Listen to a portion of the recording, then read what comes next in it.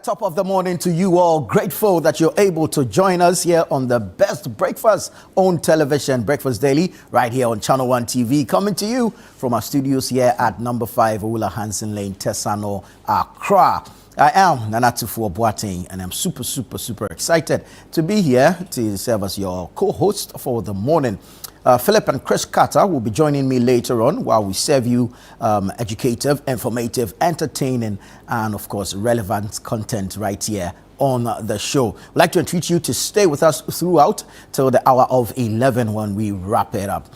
But yesterday we had a conversation about the Okwase, Fanko and Sawam Road, and quite exciting that work has resumed on the stretch. But it got me thinking about development in the country, especially when you marry it with the fact that the government has proposed a new Accra-Kumasi expressway. Now, it got me thinking a lot. Listen, we've released 809 million cedis to the contractor for work to resume on the stretch. 809 million cedis. Now, that's a lot. Now, also think about this. Development challenges in Ghana. Did you know that Ghana has had 19 development plans since Gagesberg's 10-year development plan? 7 of these plans were within the 4th Republican Democratic Dispensation. And of course, we know that it's been spearheaded by the National Development Planning Commission, the NDPC. Now, it brings me to my question and my issue or my challenge. And I can only draw one conclusion regarding this matter, that the bane of Ghana's development is the absence of policies that transcend political parties. And think about it this way. If we had a legally binding national development plan, political parties are bound to continue these development plans.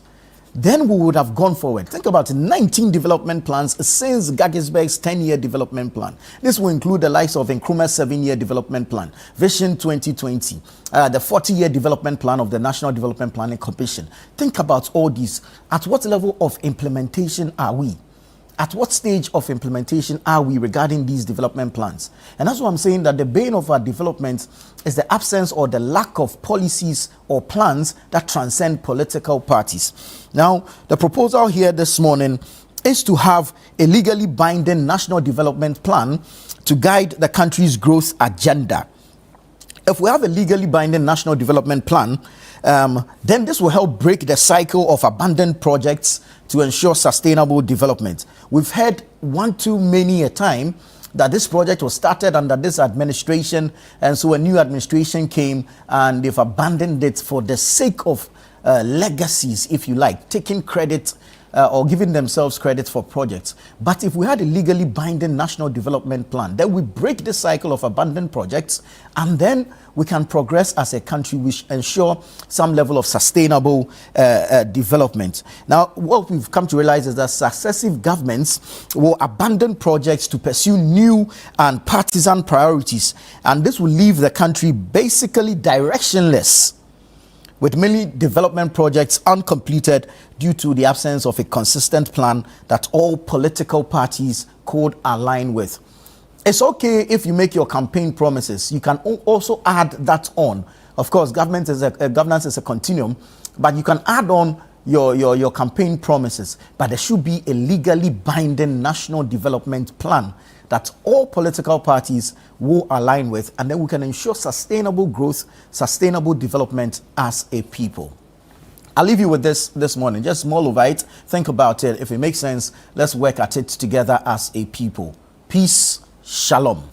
Now, the This is Ghana exhibition is happening in the month of September on the 6th and 7th days of the 9th month of the year 2025. We want to see you there at the Afua Sutherland Children's Park here in Accra for this one-stop shop that affords exhibitors, patrons, participants the opportunity to share and to exhibit and, of course, to experience Ghanaian businesses, local SMEs, startups, indigenous corporate bodies, and what have you. We are creating and producing, manufacturing some wonderful stuff We are selling or trading in some amazing Ghanaian services, and the rest of the world needs to know about it. And that's why we invite you to join us on the 6th and 7th of September at the Ifua Sutherland Children's Park here in Accra, so that we can showcase Ghana's export potential to the rest of the world. Call the number 0205 973 973, 0205 973 973, and be part of the This Is Ghana exhibition happening here in Accra. The This Is Ghana exhibition is brought to you by Channel One TV and City FM, and is proudly sponsored by MTN, EcoBank, Side Hustle from EK Brand Consult.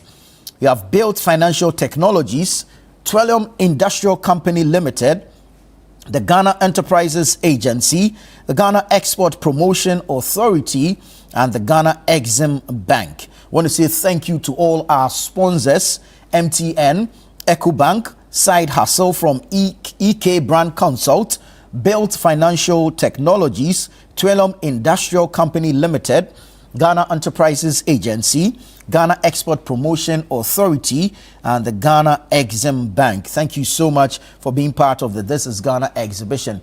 It's now your turn to make that call, to register, to make a reservation, but most importantly, follow up with payments to secure a slot. All right? Call the number 0205 973 973. That's for participants who are looking to exhibit at the This Is Ghana exhibition. But for you and I, the patrons, the rest of us, the general public, it's absolutely free. Absolutely free. No gate fee for you and I as the viewing public who want to experience the This Is Ghana exhibition. If you're also looking to sponsor the This Is Ghana exhibition, why not? Please go ahead and call us 0205 973 973. We're looking forward to hearing from you, but above all, we're looking forward to seeing you on the 6th and 7th of September at the This Is Ghana exhibition here in Accra, Ifua Sutherland Children's Park. It's 10 a.m. to 6 p.m. each day. Be part of this. If you snooze, you lose. Be part of the This Is Ghana exhibition, all right? We'll see you there. Now, let's say congratulations to all our winners in the Literacy Challenge 2025. Atinga, the great Atinga was the winner of this year's Literacy Challenge. Congratulations to him, even as we celebrate all other participants, all other finalists. Recall that we received dozens, hundreds, if not thousands of entries. We went through them and came up with our top 50 finalists who sat for an aptitude test in the second phase of the competition. And out of the 50, 10 came tops to compete in the grand finale, which happened at the Alisa Hotel here in Accra. And Atinga emerged as a winner of the Literacy Challenge 2025. He gets to walk away with the 10,000 Ghana cedis, that Glitzy trophy, and of course the bragging rights as the most outstanding all-rounded student of the year 2025. The Literacy Challenge is powered by Channel One TV and 97.3 City FM, and of course is sponsored or was sponsored by Belmu and GB Assessment. We say thank you to Belmu. Thank you to GB Assessment for sponsoring the Literacy Challenge 2025. So you have the winners on the screen. Adongo N. Atinga, your ultimate winner. Then you have your first and second runners-up, Ama Ata Duncan and Eduji Kofi Yebo. Yeah, congratulations to them. But we celebrate all participants in the Literacy Challenge 2025. Now let me show you how to access the news easily and of course readily, anywhere, anytime. Go onto the Google Play Store and download the Channel One News app. It's easily accessible, user-friendly, and the interface is quite easy to navigate. So download the Channel One News app from the Google Play Store. You have access to the news on the go, wherever you are, unless of course you are in the shower or you are in a pool. But wherever you are, once you have the internet, you are able to access the news on the go. Download the Channel One News app and literally walk with the news. All the updates on the app. And of course, all your news cutting all spheres, all sectors, your current affairs, your politics, your business, your sports, your entertainment, your showbiz, your lifestyle, download the Channel One News app, and you can have access to all of these on the app. Thank you so much for joining us this morning. Let's get into the newspapers and find out what's happening on the various front pages. The Daily Graphic is here quite heavy this morning, and it says mismanagement of public funds. PAC vows value for every cedi, chases scholarship beneficiary for refund. Mismanagement of public funds. PAC vows value for every cedi, chases scholarship beneficiary for refund. Then you have helicopter crash fund accrues 2.315 million cedis. Helicopter crash fund accrues 2.315 million Ghana cedis. We would like to entreat more Ghanaians, philanthropists, corporate organizations, and benevolent organizations to donate to this fund to be able to cater for the children and families of the victims of this unfortunate tragedy. Now, at DEFCON 2025 in Kenya, President Ruto hails Zoom Lions' bold waste solutions. At DEFCON 2025 in Kenya, President Ruto hails Zoom Lions' bold waste solutions. Clearly, it appears there's a deliberate effort to penetrate the African markets by Zoom Lion. We've seen the engagements with several African leaders, and it looks promising, looks positive. Congratulations to Zoom Lion. All right, let's bring you some other stories. Get Fund earmarks funds for colleges of education projects. Get Fund earmarks funds for colleges of education projects.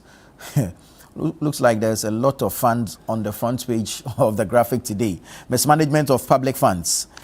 Chases scholarship beneficiary for refund. Helicopter crash fund. Get Fund earmarks funds. Interesting. That's the front page of the Daily Graphic. I'll jump to the back page real quick. Lands Commission deploys effective continuous operating reference system. Lands Commission deploys effective continuous operating reference system. And then you have Parliament to launch caucus on immunization. Parliament to launch caucus on immunization. So that's it for the Daily Graphic this morning. Let's check out the Ghanaian Times. Front page says, government allocates 403 million cedis to complete stalled colleges of education hostels. Has a picture of the Education Minister, Haruna Idrusu, right there. You move to other stories, and you have VIP advocates stronger public education on prison services role in national development.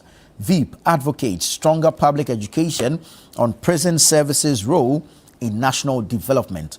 Then again, you have Zoom Lion on the front page of the Ghanaian Times. Kenya President hails Zoom Lion's waste solution at DEFCON 2025. Kenya President hails Zoom Lion's waste solution at DEFCON 2025. Then you have NPA Steering Committee develops roadmap to implement 24-hour economy. NPA Steering Committee develops roadmap to implement 24-hour economy.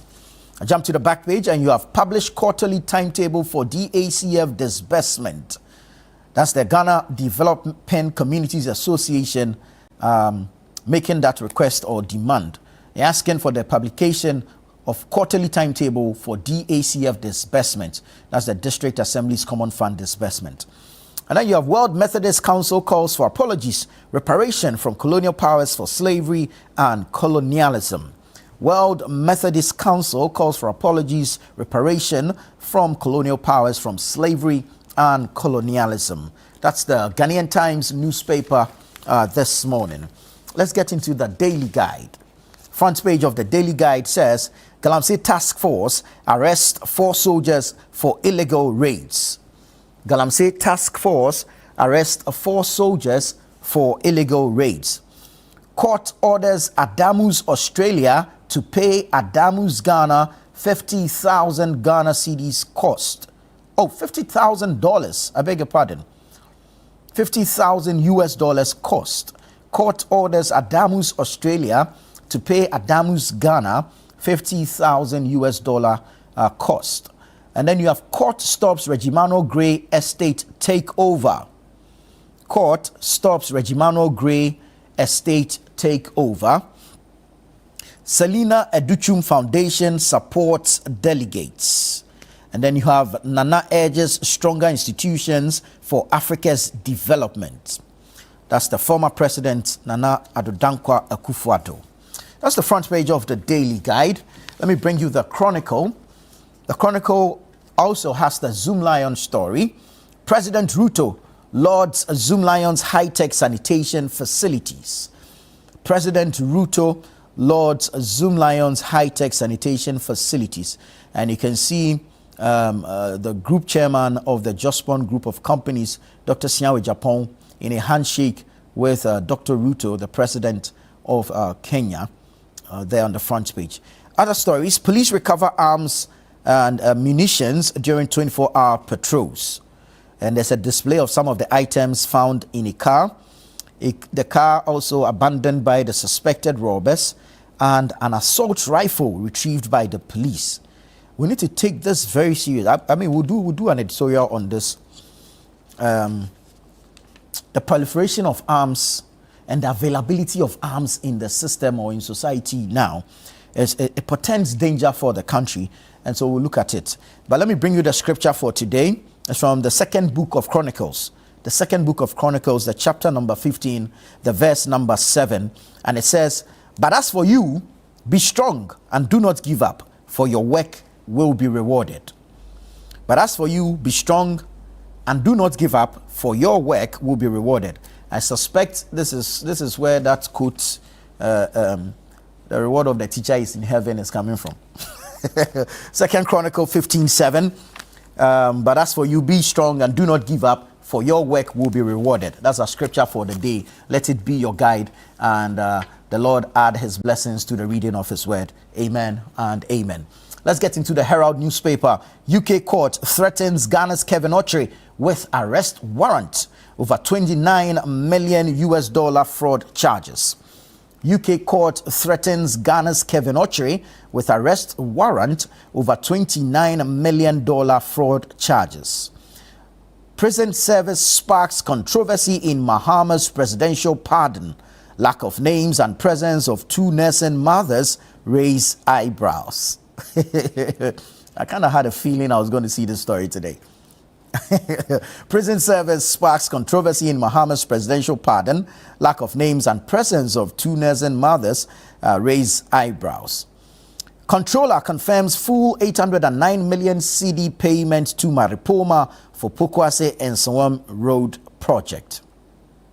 You have GNPC, Petroleum Commission, in agreement over Voltaire Basin investment. GNPC, Petroleum Commission, in agreement over Voltaire Basin investment. Visa-free policy will double Africa's $190 billion tourism revenue. That's according to the Chief of Staff, Julius Debra. And then you have helicopter crash victims get posthumous military ranks and support package.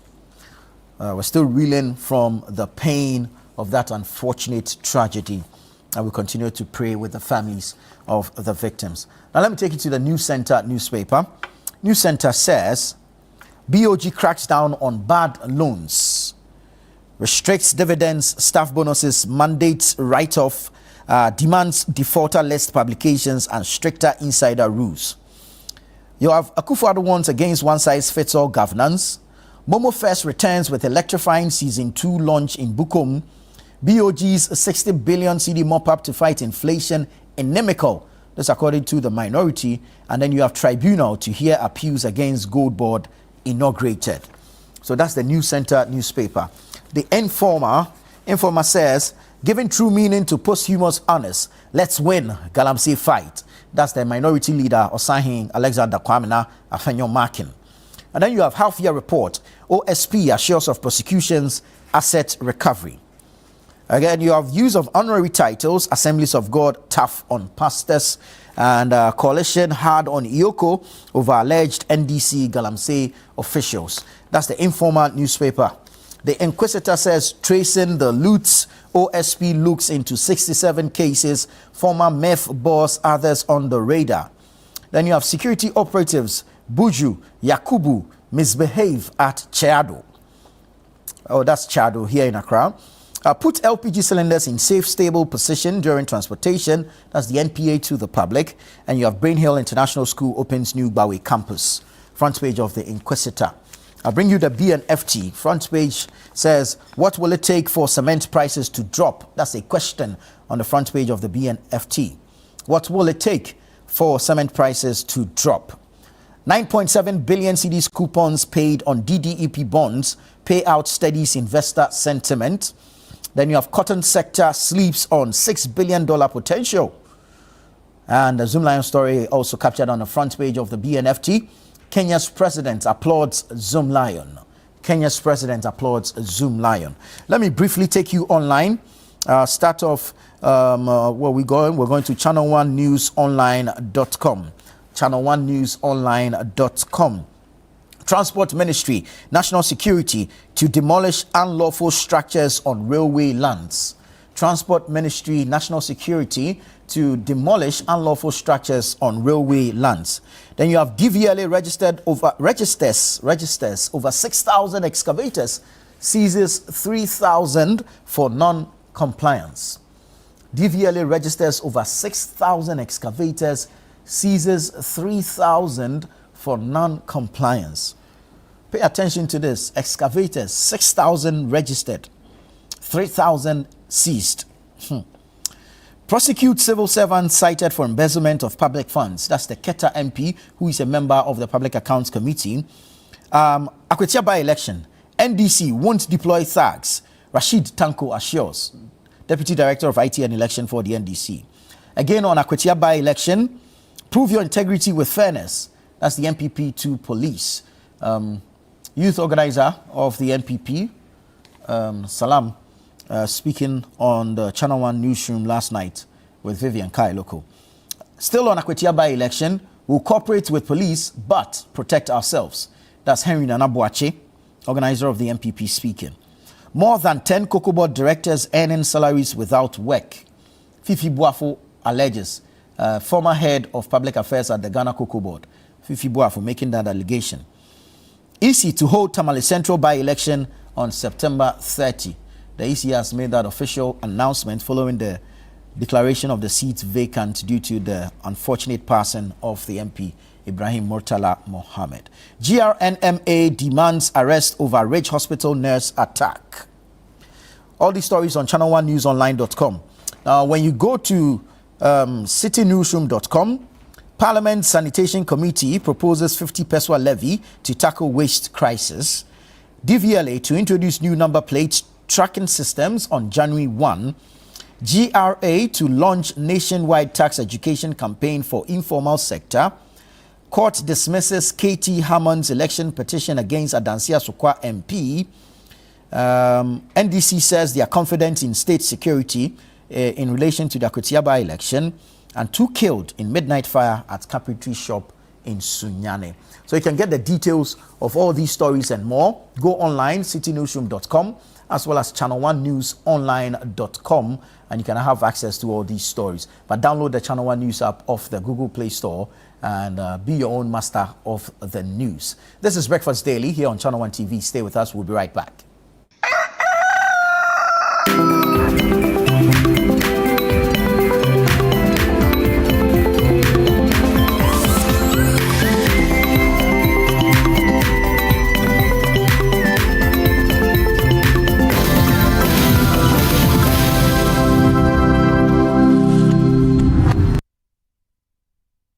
Looking for a one-stop shopping destination for all things made in Ghana? Eager to experience a remarkable fair that showcases the richness, creativity, and innovation behind Ghanaian products and services? Then get ready for the This is Ghana Exhibition 2025. The This is Ghana Exhibition highlights the brilliance of Ghanaian entrepreneurs, artisans, and businesses who continue to shape the narrative of homegrown excellence. This is Ghana's biggest trade fair and exhibition, bringing together SMEs, startups, research and manufacturing sectors, indigenous corporate bodies, and local creatives in one exciting space. The This is Ghana Exhibition 2025. Come explore, engage, and be inspired by the businesses and brands that are redefining Made in Ghana across every sector. The dates, Saturday the 6th and Sunday the 7th of September 2025. Time is 10 a.m. through to 5 p.m. each day. The venue is the Ifo Sutherland Children's Park. For inquiries or participation details, call us on 0205 973 973. The This is Ghana Exhibition 2025 is powered by Channel 1 TV and 97.3 City FM and is proudly sponsored by MTN, EcoBank, Side Hustle by EK Brand Consult, Build Financial Technologies, 20M Industrial Company Limited, Ghana Enterprises Agency, Ghana Export Promotion Authority, and Ghana Exim Bank.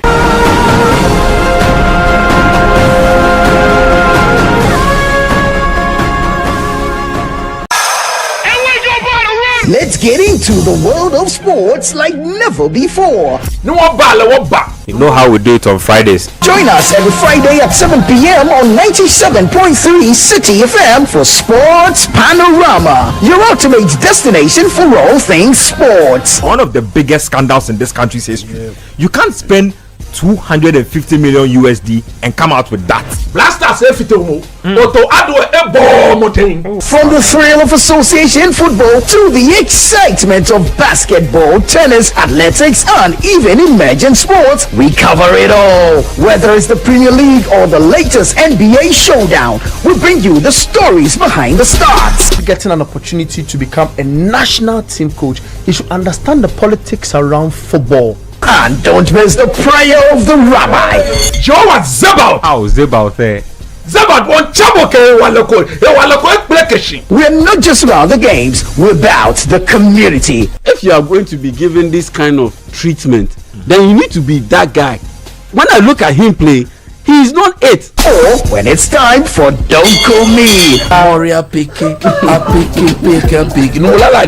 Join the conversation as we connect with fans across the country and beyond. What's the latest updates? Send us your thoughts and we'll feature your comments live on air. And remember, we like to hear your predictions for matches and your thoughts in general. Think you know who's going to win? Let us know. Big shout outs to my YouTube people. Tune in every Friday at 7 p.m. only on 97.3 City FM. Sports Panorama, where sports come alive.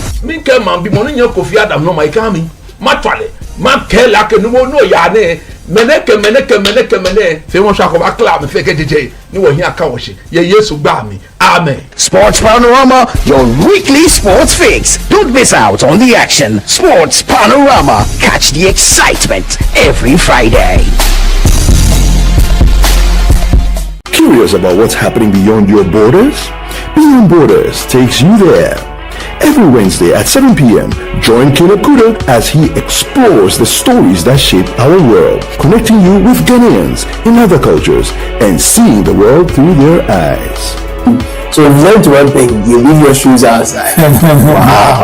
Tuesday, I won't go to Ghana dressed in a Lacoste. As director of operations. From international politics to the human stories that define nations, Beyond Borders brings you a fresh perspective of Ghanaians around the world, one conversation at a time. Beyond Borders with Caleb Kuda airs Wednesdays at 7 p.m. only on Channel 1 TV.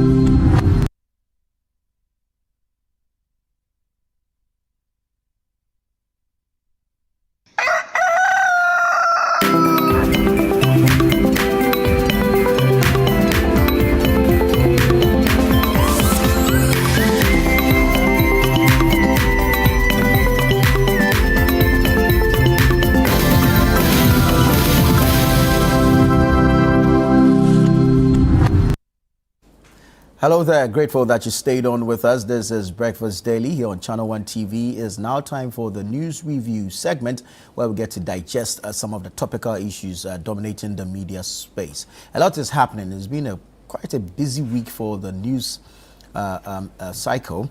The newsmakers are making the news, and we, the reporters, are also reporting on the news. But it's time to have a conversation on the matters coming up in the news. This morning, I have Engineer Michael Kosidede joining us. Good morning, Engineer. Good morning. Good to have you. Good to have you. Hamza Suwini is a member of the NDC's communications team. Good morning, Hamza. Good morning, Nana, and good morning to senior comrade. Hamza. And of course, your good self and the production team. Great. How are we doing? Pretty good. I mean, we're still reeling from the pain of the unfortunate tragedy. Absolutely. But we thank God for life. We pray for strength to soldier on. Yes, and some sunshine going forward. Yes, sir. There's an issue that is developing regarding the Ridge Hospital.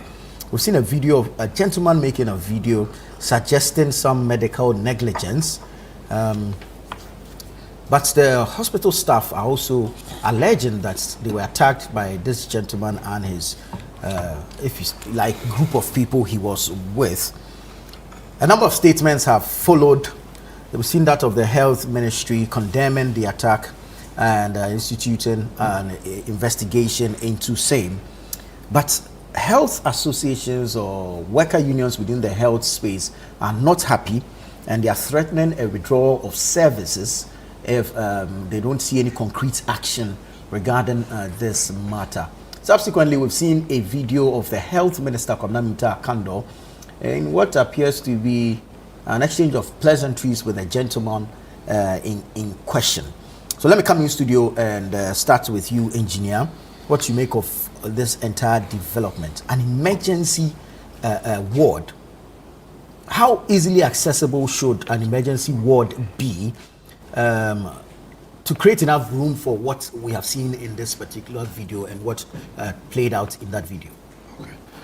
First, the little bit of the video I have seen, for me, is worrying. One, because a health facility is not just any typical public office. It is a place where there are supposed to be high security measures and protocols to be respected to prevent even contamination and a possible infection of other people who come to the facility. So a typical health facility has specific requirements. So I would say that the behavior of the gentleman in the hospital is not appropriate. It is not. But beyond that, we also need to ask questions of the management of the hospital. Where was the management of the hospital when that incident happened? What did they trigger to ensure that the lives and of their patients and staff are protected? Because managing a hospital requires that you must have certain triggers. In case there's infectious disease, what must be done immediately? Who are the most exposed persons? What immediate countermeasures should you put in place? Similarly, when there are security threats, what should you do immediately? So my first question would be, what did the management of the hospital do under the circumstances? Did they trigger any emergency responses so that their own security within the hospital would have come to control the situation? If they didn't do that, then that is a failure. What we've heard so far is they calling on the police to assist in restoring calm. Well, calling the police is another, but I would want to see what measures they themselves internally have to control such situations. You see, when COVID came, we heard all manner of stories. And again, this is where I'm going back to. When COVID came, we heard stories about where doctors went to sit in their cars, they couldn't do anything. There was no emergency response plan within hospitals. And that for me is worrying. So this is where hospitals themselves as administrators must sit down and say, hey, this is a hospital. Assuming somebody came suddenly and we say, oh, the person has Ebola. What do we do? Highly infectious. What do we do? Immediately there must be protocols in place to manage that situation. When there's a security threat, what do we do? So every hospital needs to have in place such a system to control such situations. So the inability of the hospital to effectively control the situation that happened for me is worrying. And all health management authorities must set up to look at this. Then the other question I'll ask is HEFRA, the Health Facilities Regulatory Authority. When they say a hospital is fit for purpose, what do they look for? Okay. Do they look for some of these things? What are the requirements? What are the requirements? The emergency response issues, do they look at them? Because I think that we need to take things seriously. We shouldn't simply make regulations and then go to bed. The person's response for enforcing and checking that the hospitals have such systems in place must be working properly. It shouldn't just become an issue of revenue. Okay, you pay this, we license you every year. No. We should make sure that these things are working effectively. So for me, in what has happened, that is the worrying thing. Now, the question I ask is, a minister appears there. What is the minister going to do there? The minister hasn't got a duty for the day. I mean, the hospital authority should have been able to take care of that situation. So for me, again, it also points to weak systems where it takes a minister to go into the hospital to go and do what? To go and do what? So for me, these are questions we need to ask about management system. For me, that minister should have been sitting in his office and say, hey, what has gone wrong? Hey, hospital management, come and report to me. How did this happen? Why couldn't you control it? He must be looking at policies and guidelines to support the hospitals instead of looking for possible photo opportunities. I think that this could also not be leadership by example. No, this is not leadership. I mean, the same minister has been going around almost fighting chief executives of hospitals. I mean, for me, these are not, you must be sitting down and say, how do we put in place policies to manage our health facilities? Not picking quarrels with CEOs or in front of cameras. For me, these are the things that I see that clearly, consistently, the minister has displayed that inefficiency. That is not a situation where he should simply have something else, say, police, go there and deal with the situation. Then later on, sit with the hospital and say, how do we resolve this? How do we prevent this? Very well. Hamza, let me come to you on this. The GRNMA, that's the Ghana Registered Nurses and Midwives Association, is giving the police 48 hours to arrest the men in the video. The GMA, Ghana Medical Association, has raised particular concern with the minister's engagement with the gentleman who went live on Facebook, the Ralph, and they think that how the minister appeared to be pleasantly engaged in the gentleman will give impetus to other persons who will feel that they can move to any facility and attack whoever and nothing will happen. But before you go, let's say good morning to Doc Ezekiel. Good morning, good to everyone. have you. Thank you for joining us. Well, Hamza, your thoughts on this? You see, Nana, for me, I will join Senior Comrade Kosi Dede in condemning the acts that took place at the Ridge Hospital. Under no circumstances must we, as a people, resort to the use of violence in registering our displeasure or whatsoever, especially when it comes to the functions of state institutions or those that are mandated under our laws to carry out certain duties on behalf of the state. Clearly unacceptable and therefore condemnable. And I support the directive of the minister that indeed the fact that he has proceeded to set up an investigation committee to find out what actually transpired does not preclude the Ghana Police Service from going ahead with its own investigations, especially when it comes to the criminal investigations as far as this matter, or possible criminal investigations as far as this matter is concerned. The minister is not a state prosecutor. The minister is not clothed with the powers of the Ghana Police Service.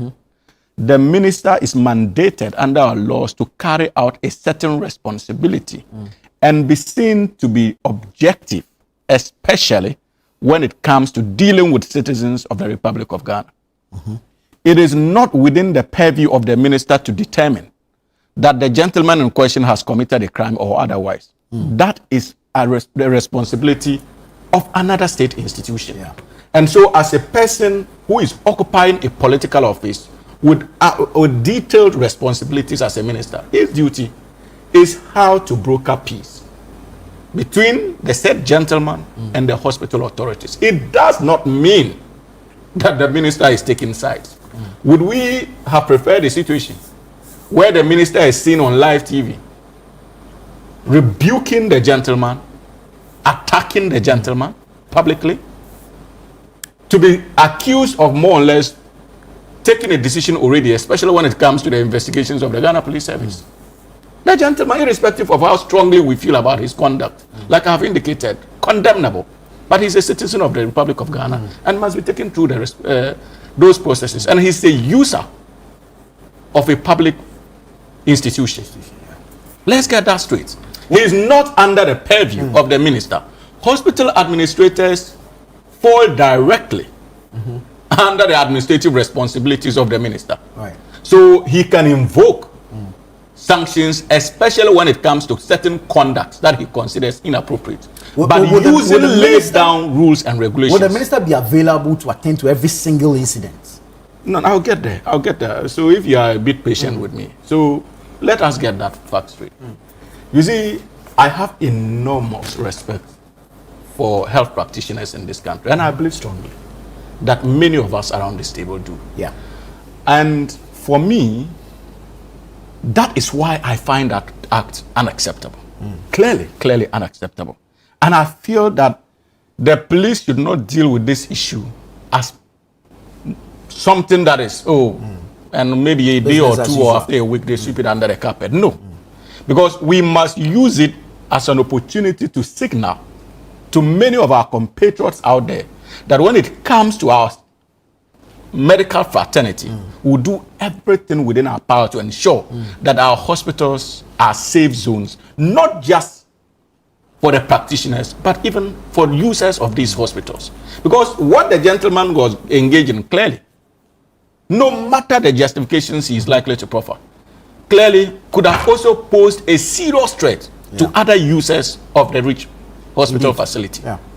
And so that is why I feel strongly about it. And I'm convinced that the police should not treat it with kid gloves. But having said that, Nana, this country, we must also stop addressing effects of bad choices or bad decisions. In all honesty, it does not mean that the GME or health practitioners are without blame. They have their shortfalls. Yeah. And I have argued that, especially as a leader, the time has come, especially the Ghana Medical Association, for them to be responsive not only to the needs of their practitioners, because I have looked at their objectives, and clearly, inherent there is also a responsibility to protect clients' interests, users of these hospitals. But you and I know it may not be due to the what's the name? It may not be due only to the challenges of the health practitioners. But you and I know that sometimes even the way we are received by health professionals in our hospitals who ought to know better can be so damning. We go to the hospitals. In most cases, they may not have the needed facilities. They are not even ready to engage you. They are not ready to communicate to you. You are there with your patient frustrated, but their training teaches them how to handle all these situations. Yeah. You go, you don't even know who to speak to. Nobody is ready to engage you. Under normal circumstances, if you are looking at your relative in that condition, you may not know that the theater is full. You may not know that they lack these facilities. You may not know that they have these challenges. You are going to be frustrated, and you vent out your frustration on the system. That is why the Ghana Medical Association must not only be interested in releasing statements, protecting their workers when it comes to matters like this. They must also be interested as an association in reconscientizing the minds of many of our health workers. Because you have used the hospitals before. You are familiar with the treatment I'm talking about. We must show that human face to each other. True. That communication, sometimes it doesn't take much. Oh, my brother, the reality is that the theaters are full and we cannot do anything about it. We have complained. So unfortunately, though we empathize with you and we feel strongly that, look, your patient, your relative is struggling, there's absolutely nothing we can do. Why don't you move to another hospital? Yeah. Let us have that human interface. Mostly it is not there. You go and they tell you to go and sit down. Nobody's coming to tell you something. Your relative is struggling. Our emergency units are virtually turned them to what's the name, wards. So the GMA must not wait for some of these things to happen. If it is the problem of central government, nothing bars the GMA from letting all of us know. That is why they are an association. They must release statements. If Rich Hospital lacks certain things as far as the emergency unit is concerned, they must state it publicly. If government is not listening to them, they must let us know as citizens. I am sure we all have collective responsibilities to ensure that governments listen. And so we'll find ways to get those who are mandated under our laws to ensure that we do not have these teething problems to respond to them. But they must not wait and be responding to consequences of bad policies over the period or inherent challenges they may have when it comes to their operations. And for me, that is my disappointment. We must begin to run these associations in such a way that we do not respond to things that come up in the media. But most importantly, the fundamental challenges confronting the health practitioners. How are they agitating for the health worker in the hospital who is unable to have access to what he needs or he needs to deliver health care to patients, to get them, and not push that health worker to a state where she's assaulted or he is assaulted before they come in? These are the questions we should be asking. But you see, when it comes to the role of the minister, Nana, I completely disagree with senior comrade Kosidede. Like I indicated, he's occupying a political office. Clearly, he cannot be in every hospital across the country at the same time. Reach is not far from the Ministry of Health. If you are indeed a minister of health and you have heard that these are the challenges or this is what is happening at Reach, the most responsible thing to do is to move there quickly so that it doesn't escalate. Because nurses could have declared a strike action that same day. Doctors could have declared a strike action that same day. But the mere presence of the minister could have helped bolster their confidence in terms of like, okay, well, this is a man who is ready to listen to us, who has come to our aid even in terms of this particular challenge. He's here, he's showed himself. That alone is commendable. We should resist the temptation to engage in this politics of cameras like he seeks to. Why? The minister is a state official. Is it not part of his mandate as a minister of health that there's a problem with a hospital and he goes there so he's posing for the cameras? It's part of his responsibilities. The media men are doing their job by reporting. You expect the minister to tell them not to cover him? Why are we doing this? Could he have deployed? Deployed instead what? of going there himself? Deployed Could he what? have deployed maybe a deputy? But the minister now as a didn't go. deputy. No, the minister didn't go there alone. He went there with officials from the Ministry of Health. These officials couldn't have handled the matter. Handled which matter? This way. That is being proactive. Do you have a problem with the minister being proactive? You want the minister to be warming his chairs when he feels that his presence at that material moment would go a long way to help the situation. What is wrong with that? Why are we doing this to ourselves? Was the minister engaged in an illegality? No. Was it improper? Absolutely not. It falls part of his mandate. And for me, that is my issue. We may have our personal issues with some appointees. But when it comes to the national discourse and the national interest and the roles that they are performing, we must do everything within our power to resist clouding their actions based on our personal differences with them. Bro. It is very important. Bro. And on that note, once again, let me send this message strongly to the GMA. I think the time has come for them to be more forceful in their demands, especially when it comes to what we owe them as central government. I don't have a problem. The National Democratic Congress is in power. But when it comes to health care, it is a crucial part of our national security architecture as a country. And also connected to our economic transformation. I will be more than willing to be part of the voices that would support the Ghana Medical Association to demand what their due is from the central government, especially when it comes to the functioning of these state institutions. But most importantly, the GMA must also consider reconscientizing many of its workers, especially when it comes to this idea of relationship with patients and clients. It is very, very important. It is mostly the source of conflict in our hospitals. Very well. Very well. Doc, let me come to you. I mean, you are in the space. What do you make of this video, the alleged attack, and the responses we've seen and heard so far? The Ghana Medical Association does a lot for practitioners in the space of career development and professional conduct and whatnot. I can say on authority that part of our CPD and CPD points you need to re-register to be in good standing to practice as a medical practitioner.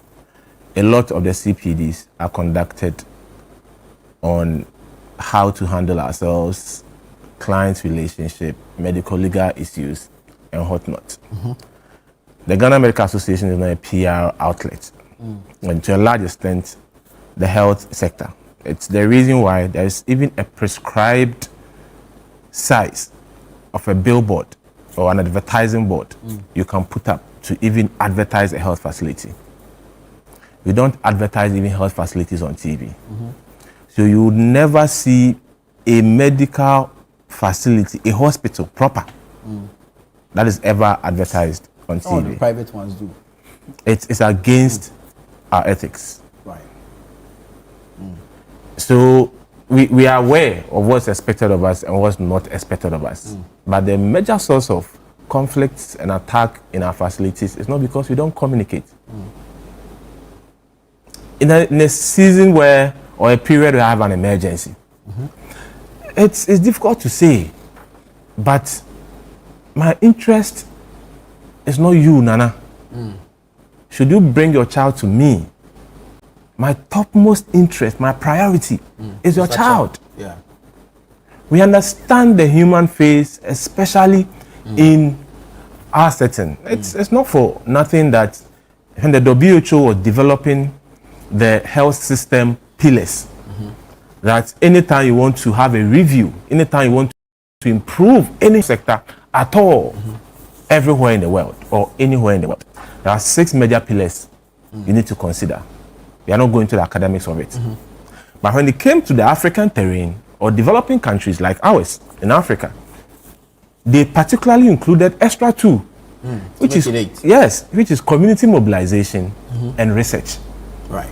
They know the cultural architecture of places like Africa, and the fact that the sense of community and family is strongly instituted in our part of the world. So yes, along the line, the meaning of antenatal was even revised to say that it doesn't just include having a healthy baby and a healthy mother, but a family, a happy family as well. So we take into cognizance the role of loved ones, the role of families, the role of friends when they bring a loved one to the facility. But at the time of emergency, if you go to the hospital, for example, a doctor is setting an IV line on your child, they ask you to walk out, isn't it? Yeah. There's a reason for it. We are not a PR outlet. Our job is not necessarily to advertise ourselves, come to the public to tell what we do and what we do not do and what we need and what we do not need. There's a channel of communication. The GMA does a lot of advocacy for what is needed to make the work smooth for everyone. Right? So I understand the discussions going on. But you're talking about medical practitioners, medical people, your safe space that you need the best of clear minds to work, becoming a danger zone for yourself. And we go through a lot, except we don't talk. Right? This has become topical. Had it been the other way around, I'm sure by now you would have deployed the whole national security on the hospitals. With the recent brouhaha at the Tamale Hospital, when there was a perceived inertia on the side of health practitioners. We had a minister and another minister going there vehemently, verbally, sort of apportioning blame to the head of the facility and the doctors, which angered a lot of medical practitioners. And that anger is still there. That act demonstrated to colleague doctors at the Tamale Teaching Hospital still lingers on, and you speak to colleagues and they're like, how can you come to my workplace and by virtue of you having a position, you come and demean me in my safe place? If your boss is unhappy with your performance, he has the right to take you on. There's a channel for it. Exactly. There's a channel for it. Imagine you having your production at this point. Then your CEO or manager is unhappy with you. Then he works on the set. You come and register his displeasure at you. And you say, yes, he's my boss. He has the right to rebuke me when I'm wrong. So coming on set with the cameras on, everyone watching, to rebuke you, and you'll be happy or you'll be okay. There are channels. Even if you come to the facility and you want information from me as a doctor, I'm not obliged to give you information. I should direct you to administration. We have HR people. We have hospital administrators. We have medical directors before CEO. So if you go to a place like Kolebu, there's a CEO, there's a medical director, and there is an head of HR. If you want any information, I'm not the one to give you the information as a doctor. I'm there to provide services. I'm not there to handle management and what you need to consume, right? That is not my job description. My job is to give you the healthcare you need. And how can I be best performing? How can I be at my best if I don't feel safe in my own environment? And like I said, we go through a lot, except we are not out there to say these things. I've been a victim of verbal attack, not physical. I have colleagues who were physically assaulted. They had to call the nearest police station for the police to come and forestall normalcy. And these are everyday crimes that are perpetrated against us, yet we keep quiet about it. But we doctors and nurses do a lot. We go beyond our pay grade. We go beyond even our job descriptions to do a lot. Doctors are always, collecting money from each other to provide medication for patients, especially those in the pediatric unit. Imagine a mother comes and there's no money, and drug A or drug B can help solve a situation, and there's no money. You think doctors will watch you? When I was doing my house job at Kolebu, the cancer unit, right, at the pediatric unit, our senior doctors, they will always gather us to contribute something to support the care of our patients. There are some that need certain investigations to be done before we can even give certain medications. Without that investigation, to know the state of some of their organs or systems, it will be difficult to administer certain medication. And if the mother says there's no money, would you watch the child to perish? We contribute a lot. We give them support financially to cater for themselves. So nurses, doctors, midwives are actually doing more. But isn't that why there is the need for this advocacy for an improved system? So you do not the get advocacy is ongoing, but GMA will not come and announce it and tell you that we've written to Director General at the Ministry of Health that facility A, facility B lacks ABC. At the end of every 6 months, we do review and reports, and every hospital administrator, or to a large extent, the minister knows what the hospitals need. There are reviews upon reviews done every year. You understand? Yeah. Let's condemn the act again. Under no circumstance should your workplace become a danger zone for you. And what we seem not to understand is that my state of mind is very critical. There are conditions that it will be very difficult to tell, upon first-hand information, what actually is the cause. And you need to do a lot of brainstorming. So sometimes you do symptomatic management to relieve the patient of his or her immediate symptoms. And when the patient is stable, before you go the next step, to properly delve into the issue, to get exactly what the condition is, then proper management. So we need sound minds to think. If that nurse or doctor at the emergency had to be in theater and he or she is that much traumatized, and they happen to be the only cohort present at the time per their schedule, and they need to go and perform surgeries on other patients, and it's an emergency, what will happen? So that single act is not just to protest to show that my person that I brought is not receiving the best of care, in my opinion, but it has endangered other patients as well. So we need to be very circumspect in what we do. It happens to be my ministry, so to speak.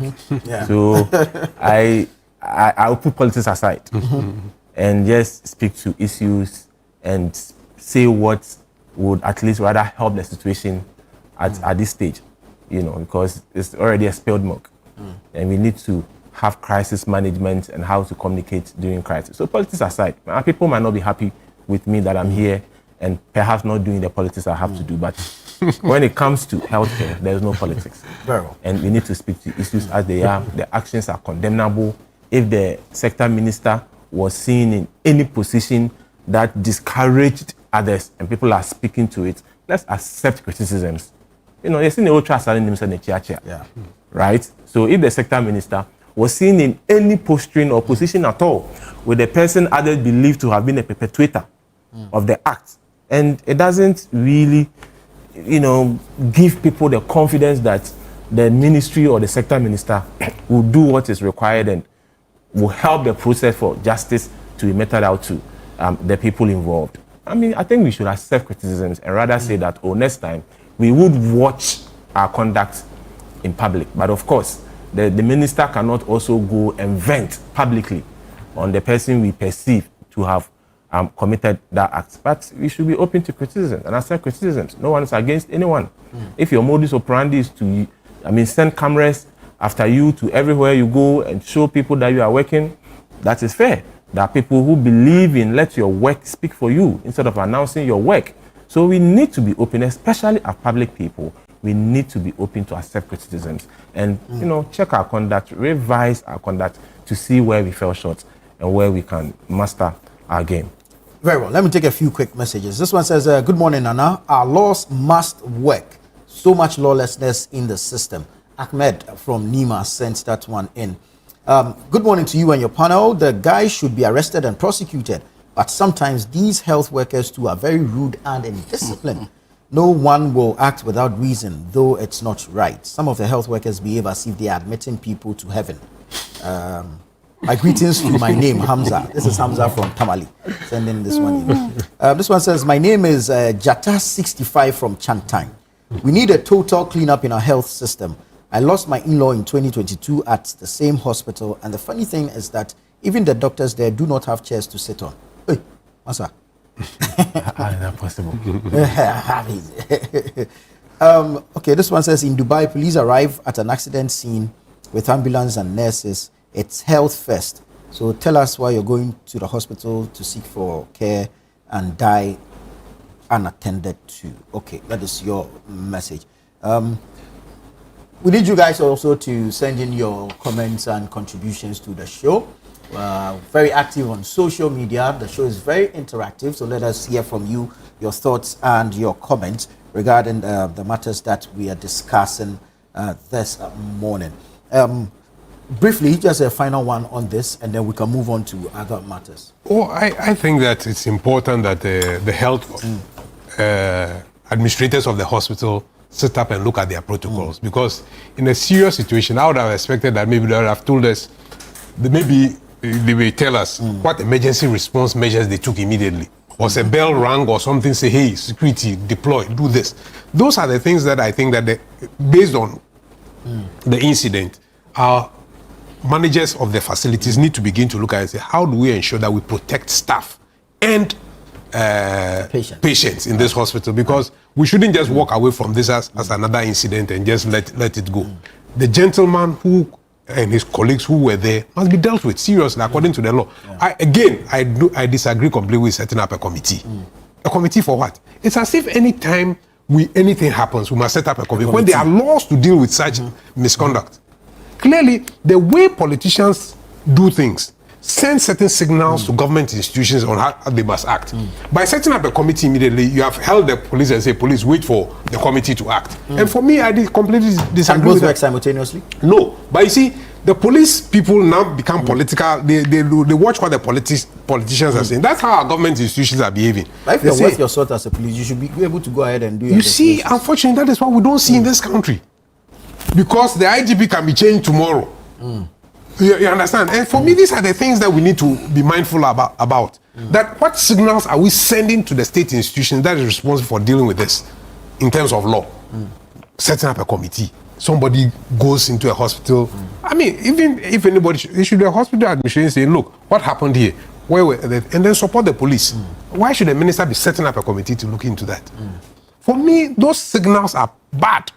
We shouldn't be doing that. We should allow the police to take their measures and deal with the gentleman. Right. For me, those are the comments I want to end off. I kind of agree with you, and Hamza, I want to ask you on this one. Can the management of the facility take on the gentleman individually for whatever they find to be criminal in what happened? And can the gentleman also take on the management of the facility for whatever he feels is his challenge, therefore scrapping this committee? Absolutely. You see, like Senior Comrade indicated, when it comes to the relevance of the committee, it is left onto our personal opinions as to whether indeed it is relevant or not. I do not disagree with him, especially when it comes to what we all saw on TV. Yeah. But listening to the minister was quite clear. He said that it presents an opportunity for him to actually even look into the inner operations of the Rich Hospital. So the work of the committee, as I understand, is not just going to stop in terms of what actually happened.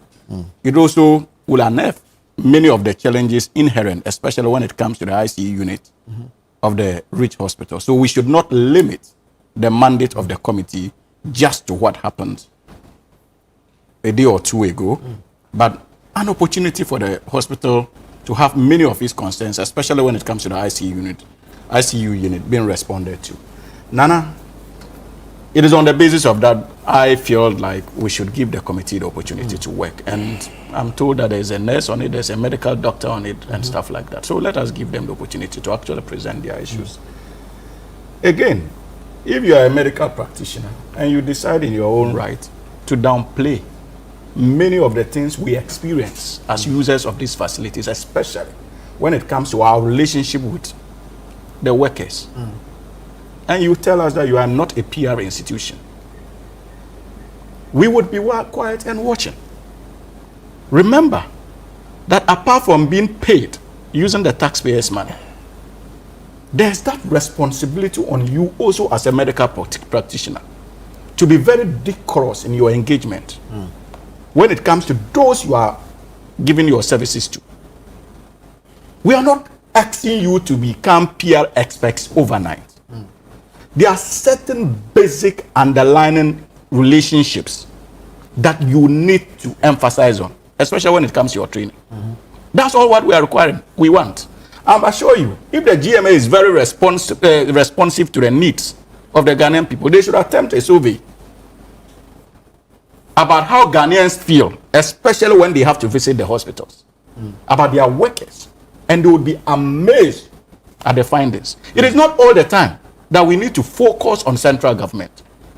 When I was NUC's president, it was one of my major campaign pillars, and indeed I saw it through. I said that enough of heaping everything on the doorstep of government. And I led a system where at any point in time we were focusing on institutions that we had problems with. We did not just put it on the doorstep of government and expect government to intervene on behalf of the student movement. That is why I'm saying that the GME, I have looked at their objectives. They must be responsive to many of these things. It should be in their interest for them to carry out such researches, to know how we feel, especially when it comes to visiting these hospitals. What prevents them from doing so? And if they have done so, let us make these things public, because we all know how governments work in this country. If you don't expose their inefficiencies, they are not going to respond. As a member of the NDC, a party that is in government, I could have taken the safe stance of saying things that does not appear to more or less dent the image of all governments, especially when it comes to the issue of health. But I've adopted a very nationalistic posture because I feel that health is crucial. Yeah. And sometimes we must even bring pressure to bear on those who are mandated to lead this country. And you see, Nana, another interesting thing, and that goes back to the issue of actually responding to their training. I'm not dismissing the fact that you may have certain ethics when it comes to how you engage with your patients. I'm not dismissing it. But if you're a medical doctor, he cited the Tamale teaching hospital incident, and you do not know that, oh, and I'm not supposed to engage the health minister, because we all saw the videos. The doctor went there. They were outside. It was not within the premises of the hospital. He sought to communicate to the minister responsible for health what their challenges were. The chief executive of the hospital was present. And so that was how the engagement started. So it is not as if he was in his ward and they came to attack him in his ward, or the minister came sanctioning him in his ward or questioning the way he was doing things. Absolutely not. He was explaining. And it bordered same on how we treat patients when they come to us with their people, when they come to us with their relatives who are ill. And we can begin to pretend as much as we want as a country about this issue, and also as an association. But it is not good even for your own image. Right. We must do something about that interpersonal relationships that we build with clients who visit us. I am not saying that you don't do it, but we must heighten it. Many of them, I've met brilliant doctors and nurses, and sometimes I walk into a hospital in this country, and when I walk out, I'm wondering, goodness God, is this Ghana? Because of the level of reception that you receive in these hospitals. And look at what happens at the private institutions. Yeah. When you walk in, how their nurses behave towards you, how their doctors relate with you. Is it the same in our public institutions? It's quite, that's where I'm always at a loss. Absolutely. So that's why I am thinking that maybe those who are engaged in the public space are frustrated because the basic equipment they need to work, they don't have access to it. Right. And if care is not taken, they will vent their frustration on those who come to use these facilities. And it is why we must be interested.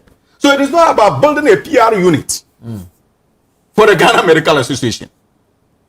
It is about emphasizing the importance of communication, relationship building. I'm not saying meet with the patient and tell the patient that, oh, we want to do this, we want to do that. No, that's not what I'm saying. Sometimes, oh, be patient. We are responding to you.